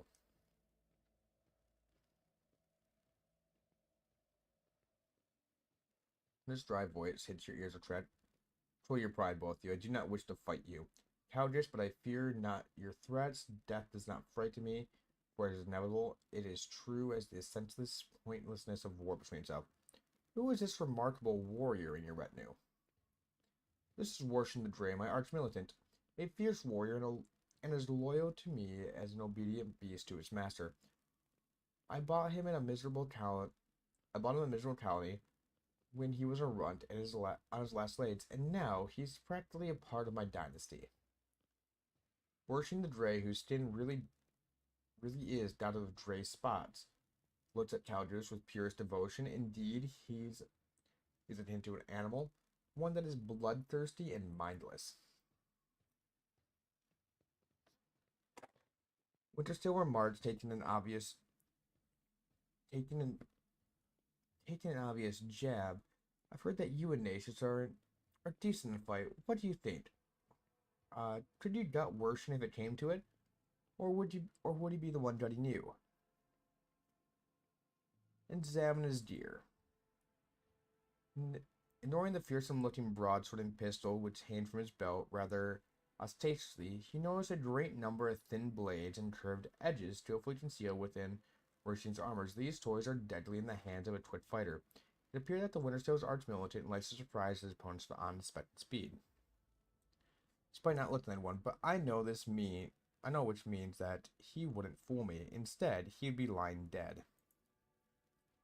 A new glint appears in the bloodshot eyes, a glint of appraisal, intelligent and cunning. No, Warshin is not the fit, bloodthirsty beast he wants to be seen as. Behind the mask, he's careful and keen-minded. I shall accept the gift. Show someone important with it. That would be the best show of gratitude. What do you think of the celebration? I like it. Cal just looks around the hall, curiously. One can instantly tell that we've been invited by a rogue trader, not some administratum bootlicker. We are conquerors of wild setters, slayers of unknown beasts, executioners of Xenos empires. You should take this opportunity to learn. This is what the palace of a true rogue trader looks like, not a Xeno menagerie, a pirate's treasure hold, or, however difficult it may be for you to believe it, an orbital brothel. Enjoy the evening. I must take my leave. Oh, believe me, I intend to enjoy myself to the full. To justify so long a voyage is nothing, if nothing else. Keep the faith in Nacius, the Emperor protects. Fuck you, slut.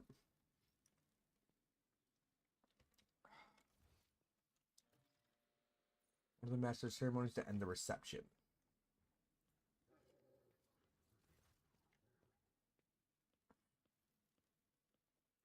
I am weary. Please allow me to escort you, Your Lordship. Your chambers are ready, Your Lordship. Fuck, it's the Inquisition! Guards! Intruder! Quiet. Time to sleep. Fuck you, Henritz! Talk in private. We have matters to discuss, von Valancius. And what would those be? A woman behind Calzier, clad in black armor, declares that her face set in a predatory readiness of immediate violence, the hallmark of professional bodyguard.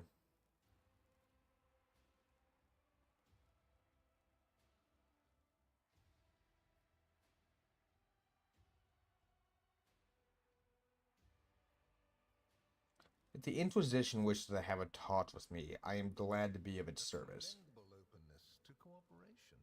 It will be taken into account. I don't like how you're looking me dead between the eyes. Master Van Kellox has spent enough time with you. He will vouch for your words. Okay. What stands out from your recent accomplishments is the suppression of a rebellion on Janus, the battle against the archenemy's minions on Kiava Gamma, and, of course, the unusual interest the Drakari have shown in you. Then that is what we will discuss. Just saying these words, he shoots you a searching look from under his brow, like the regicide player who just made the first move and is now waiting for his opponent's reaction. Human tabletop game played across the Imperium of Man, similar to the ancient Terran game of chess.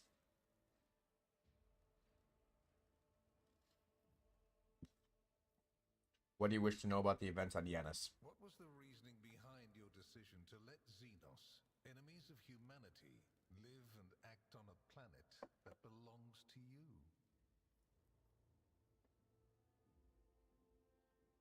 There have been precedents for this, correct? Your way of thinking is curious. Dangerous, but curious nonetheless. I would suggest exercising utmost caution should you wish to continue on this path.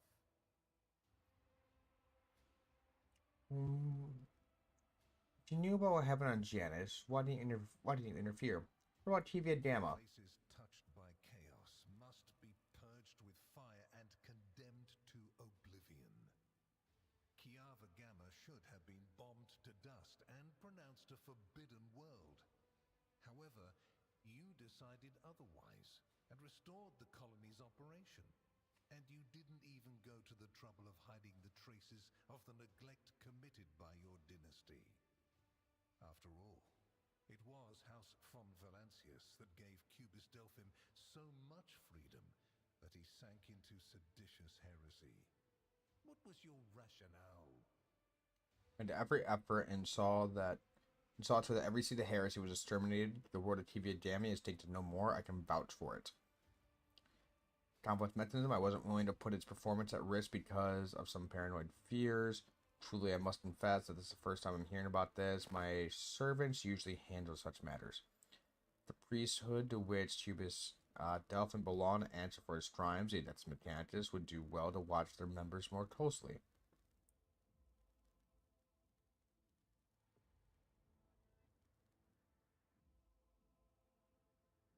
Corruption will behave. It is prudent to study the one's enemy. Clever. Alas, everyone guilty of negligence within the ranks of the priesthood of Mars has already been identified and punished. Right now, I am assessing the actions of your dynasty. Understood. I hope you realize that we're talking about more than the fate of some colony. I care not for a single planet, however profitable and populous. But should corruption raise its head again on Kiava Gamma and try to spread, I will burn it away. And you will be guilty of criminal negligence. You know anything about what happened on Janus, why did you not intervene yourself? I cannot satisfy your curiosity without disclosing information of the utmost secrecy. I will say only this. We had the situation under control. There is a tangled knot of perilous events in progress in the Coronis expanse. Plucking even one thread must be performed with great precision and caution, without any room for error. Alright. Because you do not want to know the price of such an error, or what forms it might take. How did you become so well informed? Are you surprised?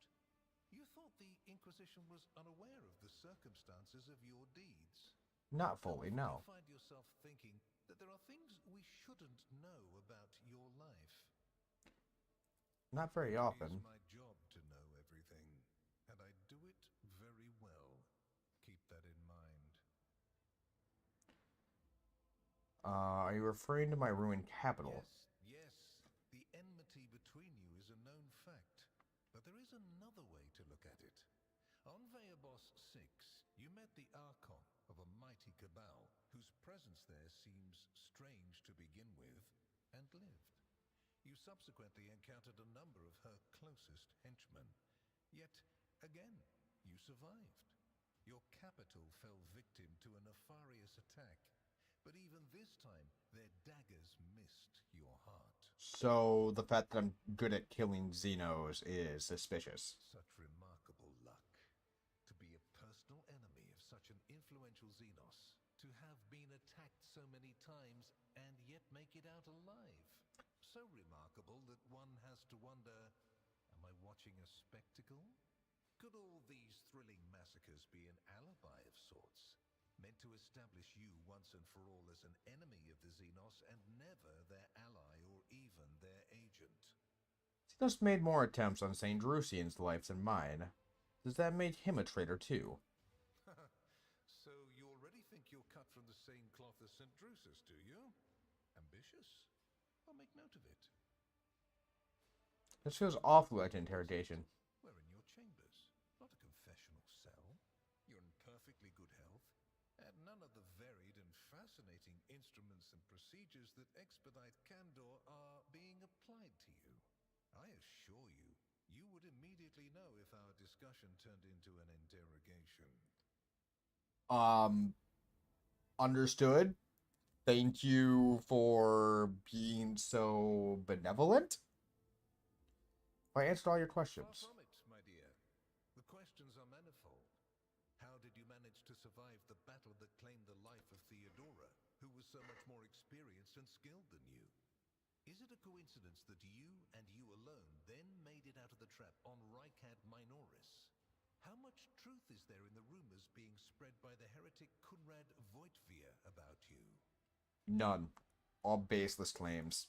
What manner of sacrifices did you offer to the Xeno anomaly that had taken on the form of a bottomless pit and revealed to you its blasphemous visions? Or did you think that was a secret as well? I did not. The very existence of these questions would have made many of my colleagues doubt the quality of your character. But it won't in this case. But you're not a hardliner. The Inquisition, which I represent, is willing to show extraordinary faith in your person.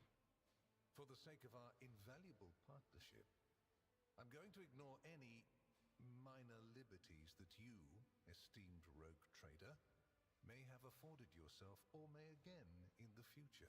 I appreciate that. I hope you appreciate the generosity of this offer, as your predecessor once did. Theodora cooperated with you. And benefited greatly from it. The world's power is not without limit, and neither is the protection it provides. All those mysterious expeditions, dubious experiments, collections of xenotech oddities are dangerous pastimes. It takes more than the Emperor's permission to pursue them without consequences.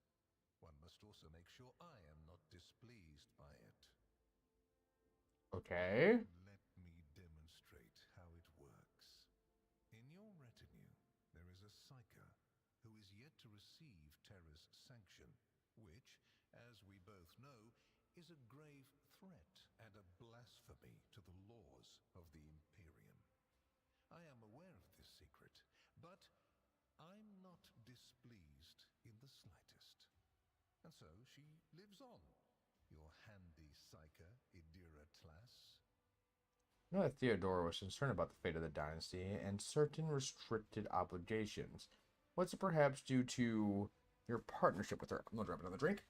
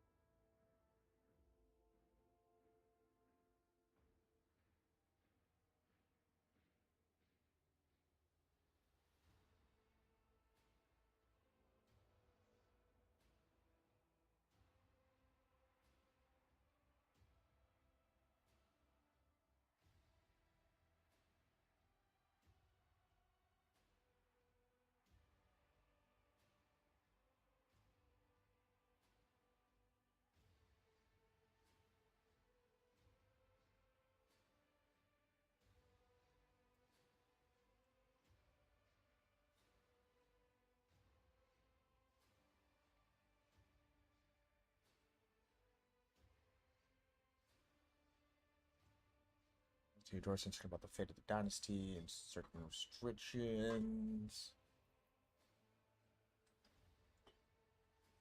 Is this what she was concerned about? Your involvement? I cannot deny the possibility that Lady Theodora may have lamented losing some of the freedom she enjoyed prior to my arrival in the Expanse. Nor will I deny So you that did our cop block her. partnership began with me exerting a certain amount of influence. 1 second.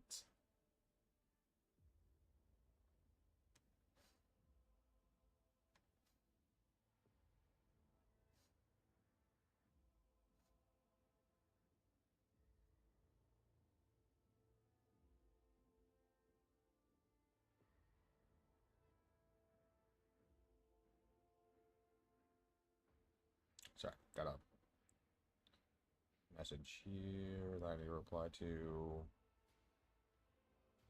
Being a manager is fun.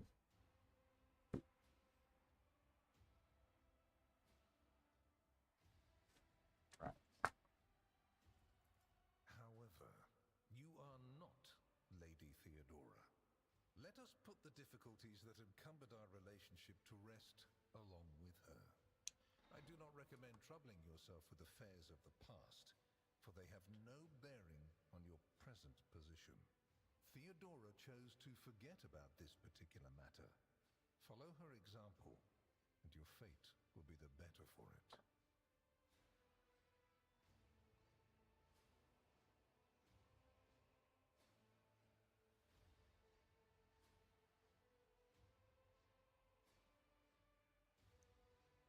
Back. I didn't, but now it's sending me fucking emails.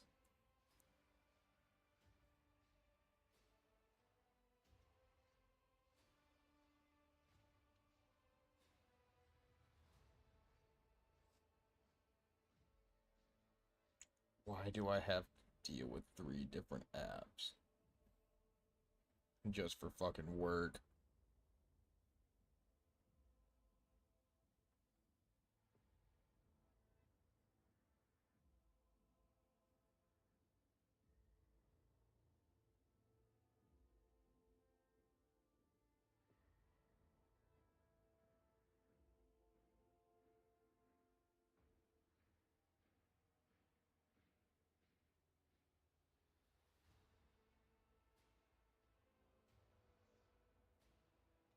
Fucking people.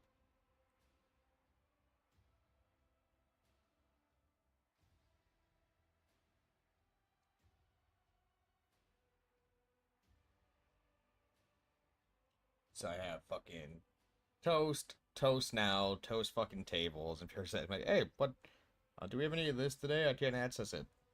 I don't know, give me a minute. Like, fuck.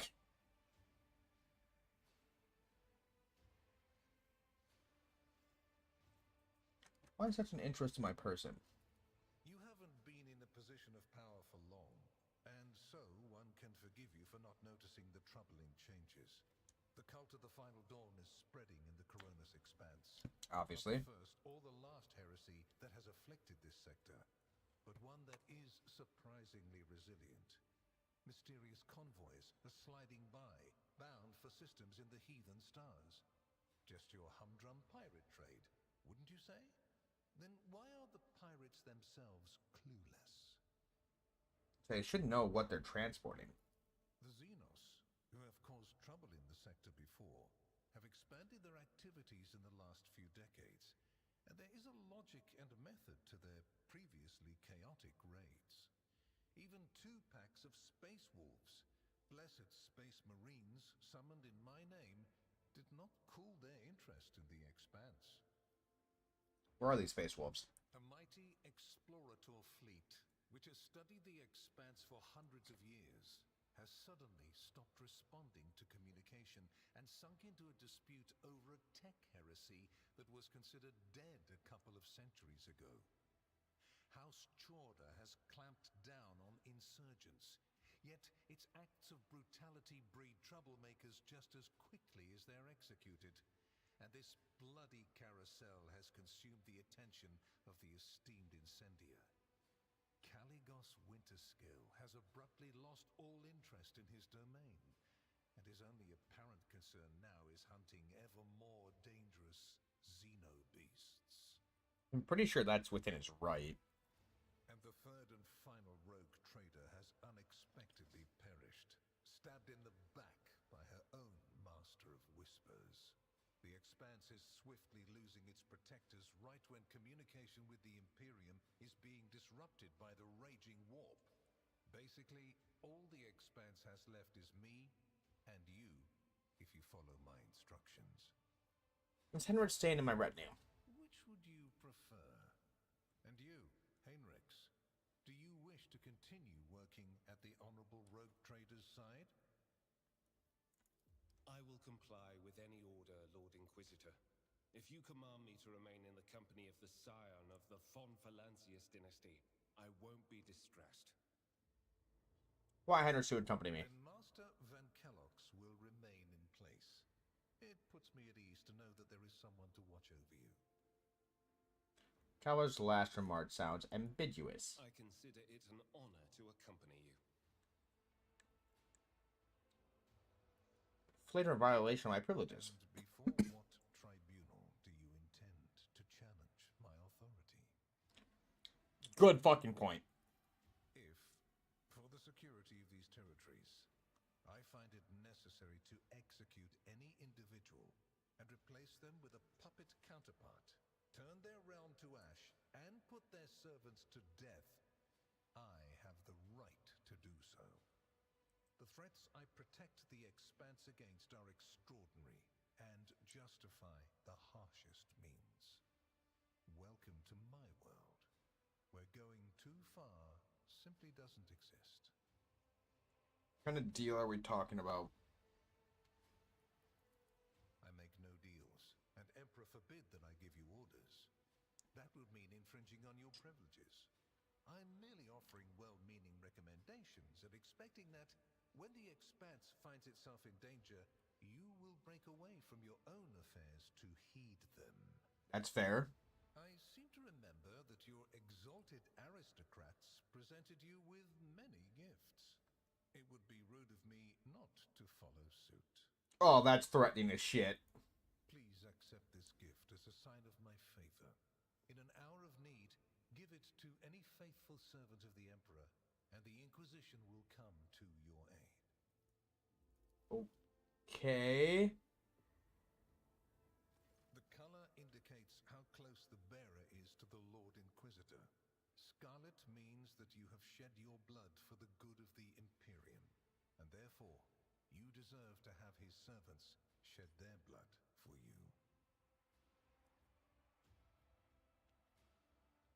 Dr. Wendy, Lord Inquisitor, it'd be a great honor to swear and also loyalty to you and join your lane to join the rank of the Inquisition. Your zeal is impressive. However, I cannot accept such an oath from you.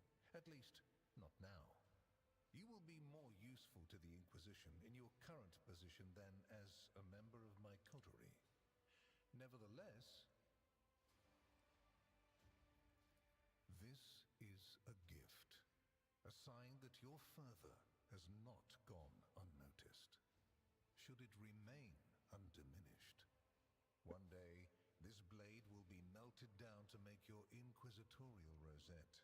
Okay. Such is the tradition of our conclave. With this weapon, the target must pass a willpower resistance test with a minus 31% penalty or immediately be moved 4 cells away, provoking attack of opportunity. As if in confirmation, the Lord Inquisitor's words, Henrik brings his hand to his own rosette. Here is where we part. My shuttle is waiting. It is time for me to return to my watch, for you to sleep. Selects the master of ceremonies who is Servant beginning to to serve. wake up. Until next we meet. Alright. Well, you will obviously want to discuss what just happened. But not now, I presume. Right now, it would be better for you to rest and think on the Lord Inquisitor's words in private. I bid you good night, rogue trader.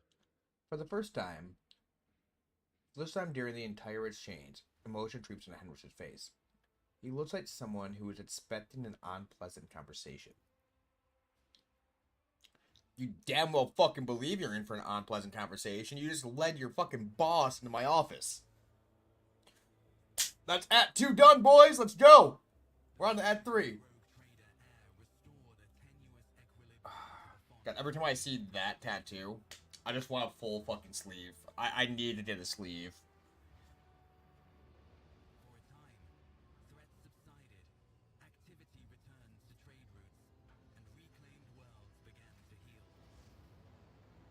We have warp beacons now.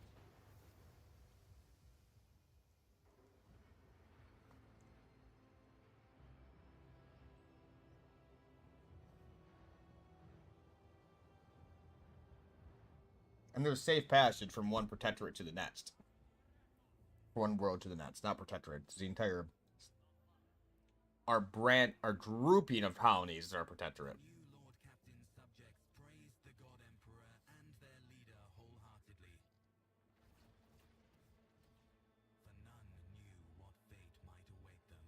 Or Drukari.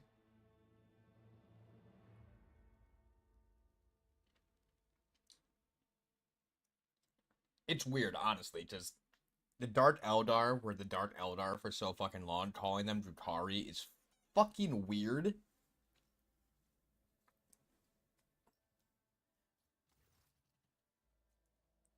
You spent the first few hours of your morning listening to High-Fat Torm blame through reports on the latest trade exchanges, arrangements, disputes, and countless bureaucratic procedures. From the outside, the illuminated tightly closed windows, you can hear the muffled sounds of doors and its everyday life. The life that has been passing by you lately, as you have been preoccupied with the affairs of your protectorate, from dawn till dusk. Clementia Wershian. Clementia barely contains a yawn. Once Yanis Danrot has finished, she pulls out her data slate. Thank you for your report, High-Fat Torm. Your work is highly appreciated, both by everyone here at the Adeptus Administratum and the Adeptus Administratum. Your Lordship, we are almost done here. We just need to go over the final items of today's agenda, and I would like to report to you personally. Clearly, God Emperor has blessed me with diligent servants. Speak.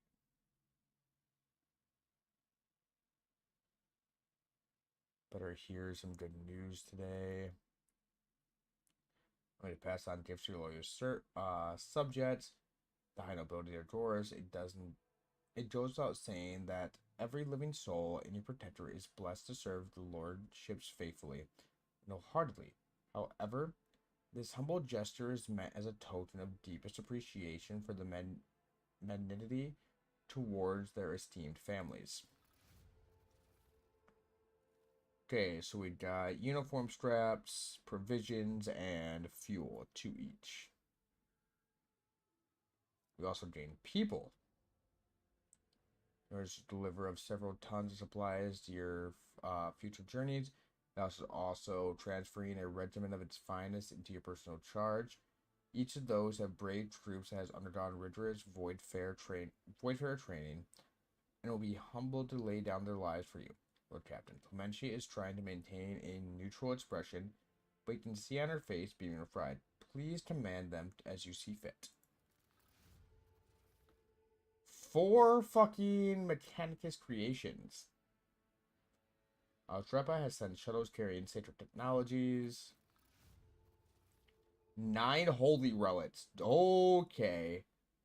Trepa has arranged for several regiments of expertly trained servants of the Emperor to be transferred to your personal command.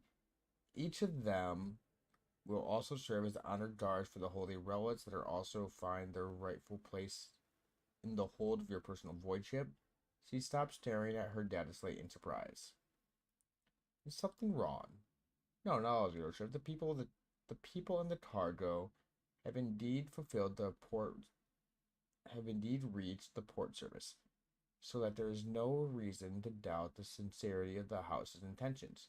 It's just such substantial, valuable gifts coming from Lord Sourbeck. If I am to venture a guess, your lordship, I believe the esteemed chancellor has staggered tattered by such an irregular display of generosity from a man who is rather known for voicing his doubts in road traders as a class. It would seem you have made quite an impression on Maretius, the old miser. Well, yeah, no, I threatened to fuck his wife. I literally threatened to cuck him, so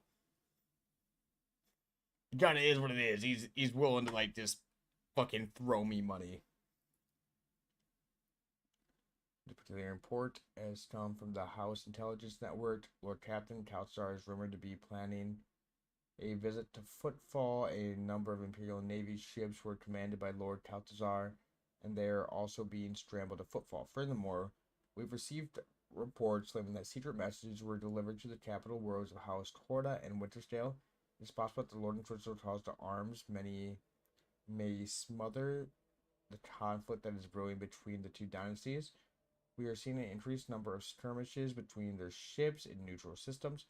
I do not doubt that Her Ladyship Horda will attempt to sway the Lord Inquisitor to her side, especially since his Lordship Wintersdale let his Lordship's Wintersail's luck seems to be running out. Riots have broken out on several of his worlds, and yet he has shown no intention of trolling them. Instead, the Road Trader inflicted brutal punishment upon one of his oldest colonies, Valvia Secundus, because on allegations of seditious sentiment. Oddly enough, our agents were unable to find any proof of sedition among the people there. As soon as we have updates, you'll be the first to know, your lordship. Clemencia glances down at her data slate. Lastly, your pet Xenos, your lead, I believe, is seeking a meeting with you. She had the audacity to defile the Road Trader's palace with her profane presence and refuses to leave until she has spoken with you. I would never presume to be able to read the emotions of Xenos, but the Eldari appeared perturbed. I believe she mentioned a void ship of some sort. It may be best if she told you everything directly. And with that, please allow me and Master Danrat to take our leave. The Chancellor and the High Factorum offer you their bows. Perhaps the request will serve as a welcome distraction. Indeed, your lordship, stay on Dradonis has been rather long. However, your protectorate is now enjoying a period of relative stability that, for the time being, no longer demands your lordship's personal intervention in its affairs. Glory to the Road Trader.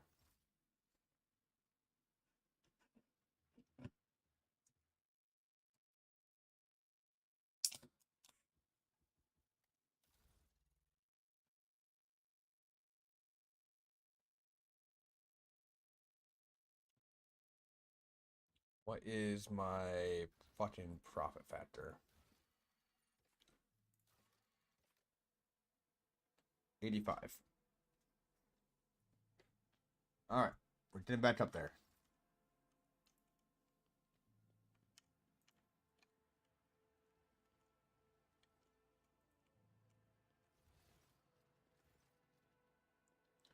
Alantat, at last you have left your ornate cage. You cast a look over at the stone palace walls.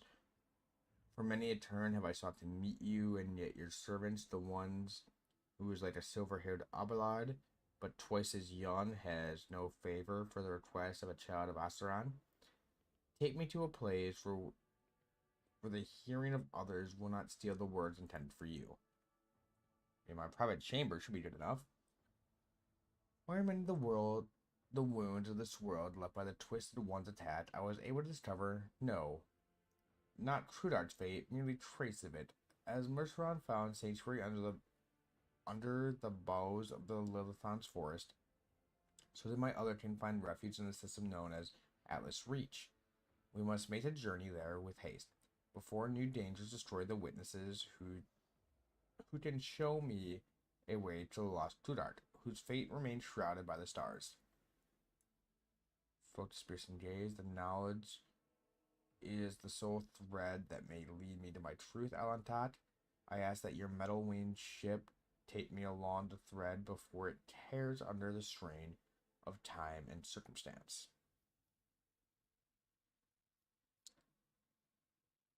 Give me the coordinates, and I shall take you whenever you wish to go. You will? The ice in Lilith's eyes melts away for a moment. Thank you, Alantat.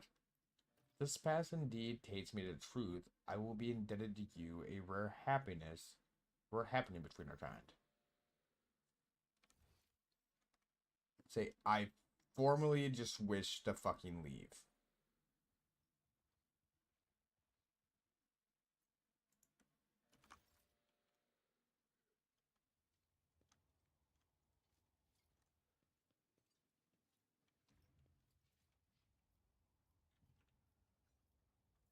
Nope, just had Drink Mundus.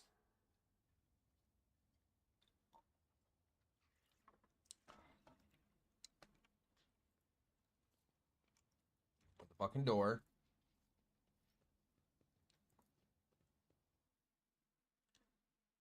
Thank you.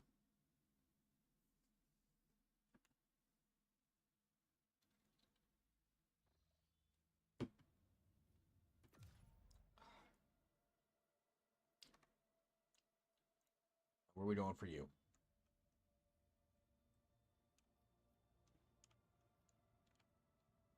It's Mundus something. Atlas Reach, right there.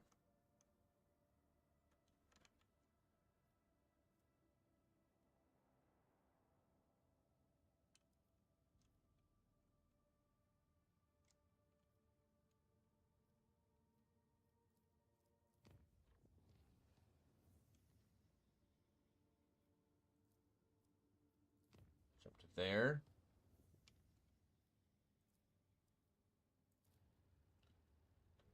Dangerous, not just fucking deadly.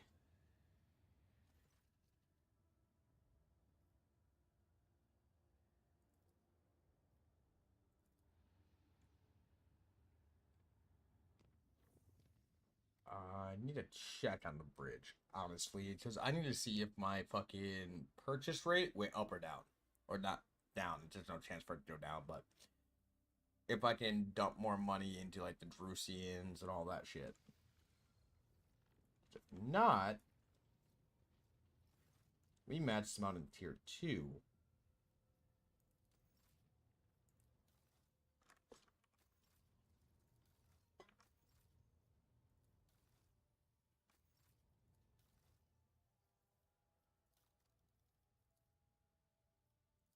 Select tradable, 1600.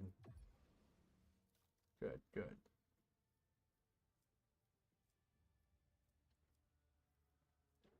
But I need to increase my profit factor massively.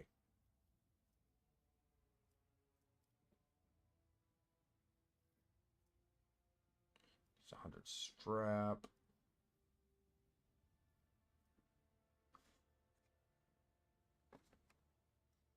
Event have planing protects the vessel from harm, doing 9 points of damage from each side.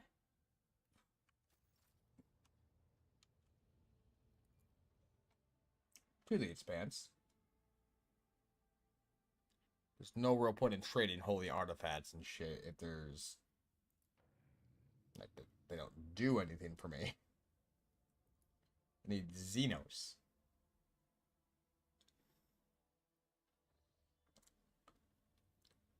Towards our telemetry, we have arrived in the coordinates specified. The auditors do not register any activities on the surface of any local planets, biology or otherwise. Perhaps the Xenos are using their arcane technology to conceal their presence. Despite this, the auditors managed to locate a faint signal in the system's edge. According to their data, it is coming from an unidentified vessel drifting in the orbit of a local gas giant. My team would have been forced with a new threat, scavenging like pirates or something worse. If they were taken prisoner, its voices trembling with something that could only be either anger or fear. But on top, let us go to the shuttle. I can feel that the threads of fate are frayed and it is about to snap. I cannot miss what may be the only chance to resolve the mysteries behind the disappearance of my home. I will give you this.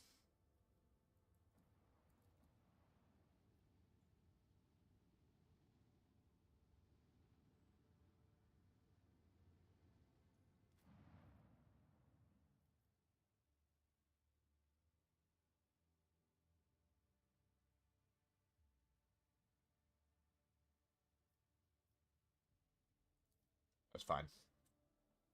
There's a weapon we can give you. Probably a couple.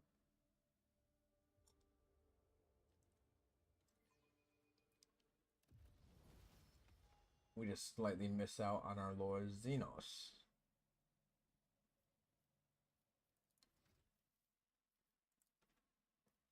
An exemplar.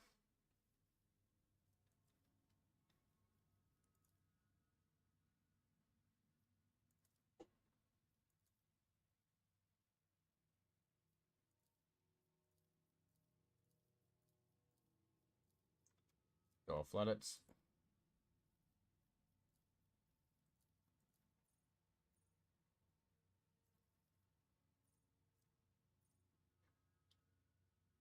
Plus Navy officer to use ranged weapons in threatened areas, not to enemies prone and push them one cell away.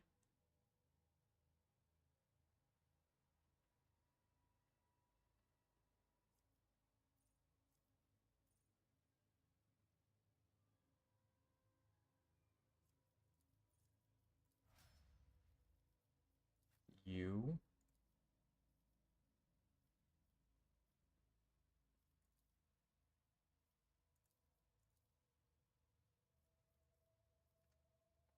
For Imperium.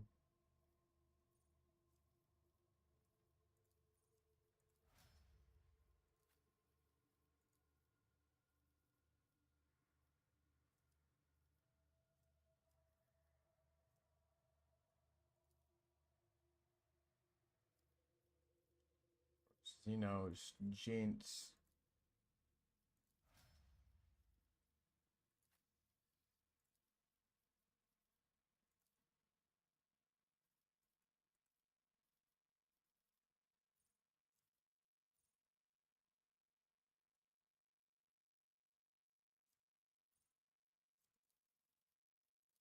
That's fucked more as well.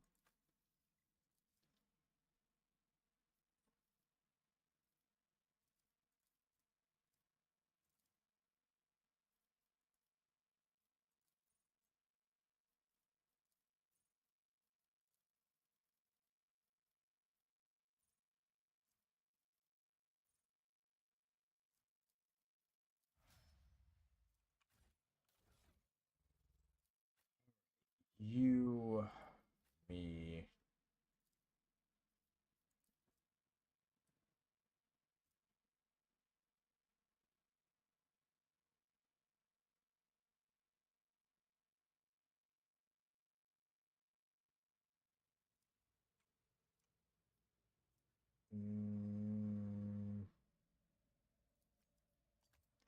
Better have that.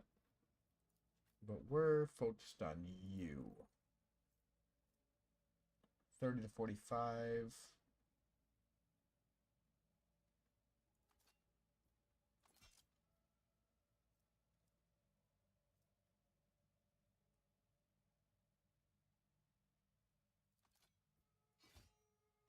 Throw that on.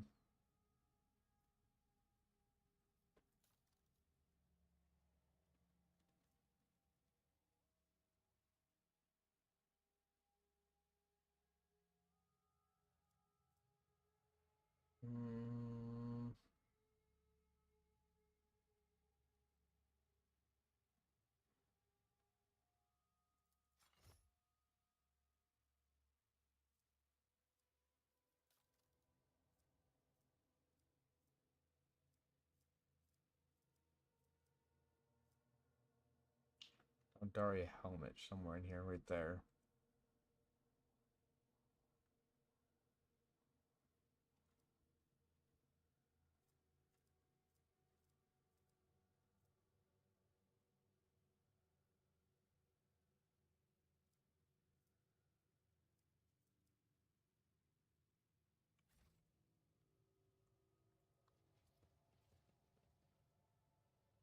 Jade officer.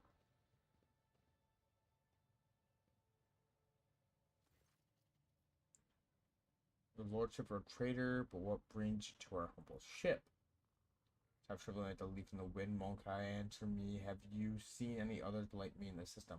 If you have, tell me where, when, and under what circumstances your path crossed and diverged afterwards. Wanted to say you're lit. Her face grows even paler than before, and her lips move into a wordless prayer, unable to utter a word.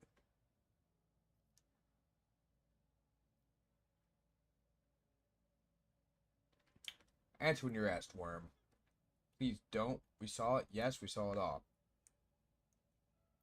The officer swallows due to a strange look and closed eyes. Emperor, forgive me.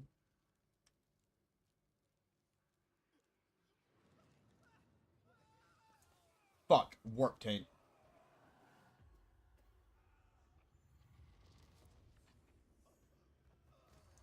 No, it's not warp taint. It's dark. Ardari. Which...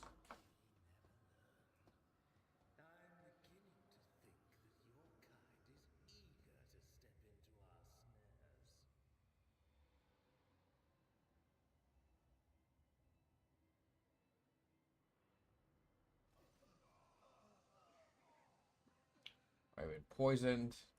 Rook Trader, a long-awaited meeting indeed, can barely see everything through the haze of agony. Who is writhing in pain that Stew is barely able to breathe out? No.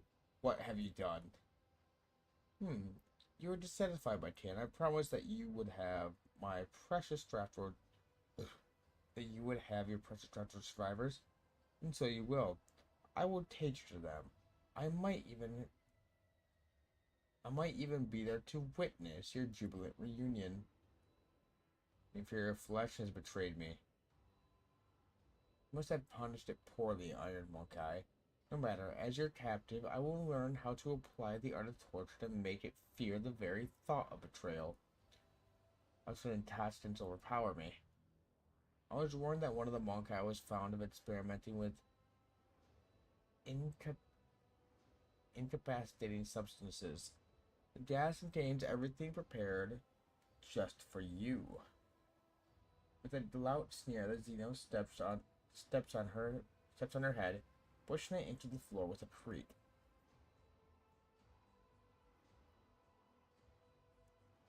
We can still come to an agreement. You didn't negotiate with a worm or say a pet. After I am done with your training, you will never even think of such insolence again. Are you enjoying this sensation? I had this poison made for you. Who could have thought that the Monkey could one day earn such an honor, a specific gift from a Drakon? But you're suffering. The Xenos leans close to you. I knew the taste would be exquisite when I added a touch of the Drukhari's talent for extracting anguish. For the lots of you.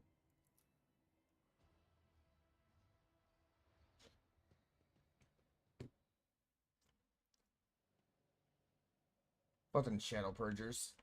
That's not their name, but they just like emanate out of the shadows.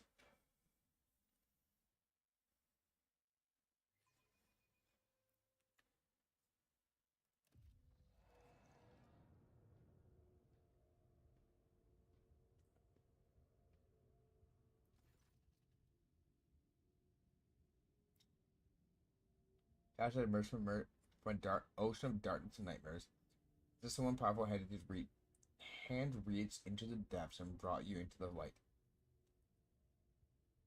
In the shadows approaches you, the rippling in of the shadows approaches you, ripping apart the veil of pain and revealing features that look familiar to you. You're awake, Monkey. Mazo's voice is singly sweet. He is looking at you with idle interest, pulling a soft and mildly colored object from one hand to the other. Our Tatsu master spared no effort to drag you out of the induced dream. I must commend the Nightmare Weavers. The emanations of fear you exuded in your delirium are worthy of the highest praise. However, it is time to finish what you were brought here for. It is time to work for the good of the Cabal, Rogue Trader. Burn in the Emperor's scorching light, you filthy Xenos. This is done and gently caresses the object of his hand, with the claws of his gloves making it emit little squeals. It looks like you have acquired a new taste of pain, Monkai. Have it your way then. Resist the inevitable and know a new fast the suffering. We get tortured.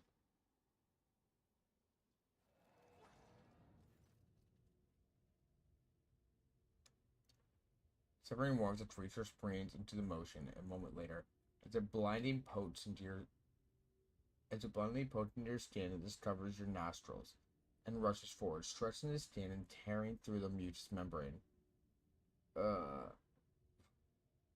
Unbearable pain overwhelming you as the larva begins to force its way through the soft tissue and the cartilage, each of its movements causing a crunching noise to reverberate through your skull. The creature quickly bites into the flesh and moves ever upward, past the bridge of your nose, past your eyes, and then somewhere something alien invades your consciousness. Darkness clouds your vision, and the sensation of the alien presence does not relent. Something both primitive and stupid in its stubborn effort is rummaging through your mind, churning through your thoughts and changing them. You can gather whatever remains of your willpower and desperately hold on to the part of your consciousness that has yet carved to the invading power, and prick of surprise, a burst of disappointment. The spell takes hold of your weakened self, but part of it still belongs to you and is ready to fight back. A stray light draws at the edge of your perception.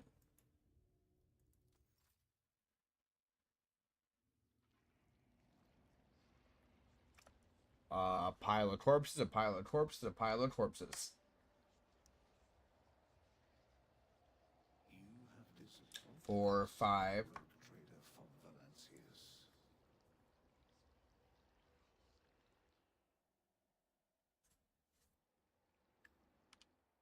Alright, we're going to call it there for right now. Thank you for stopping by. We will be back later.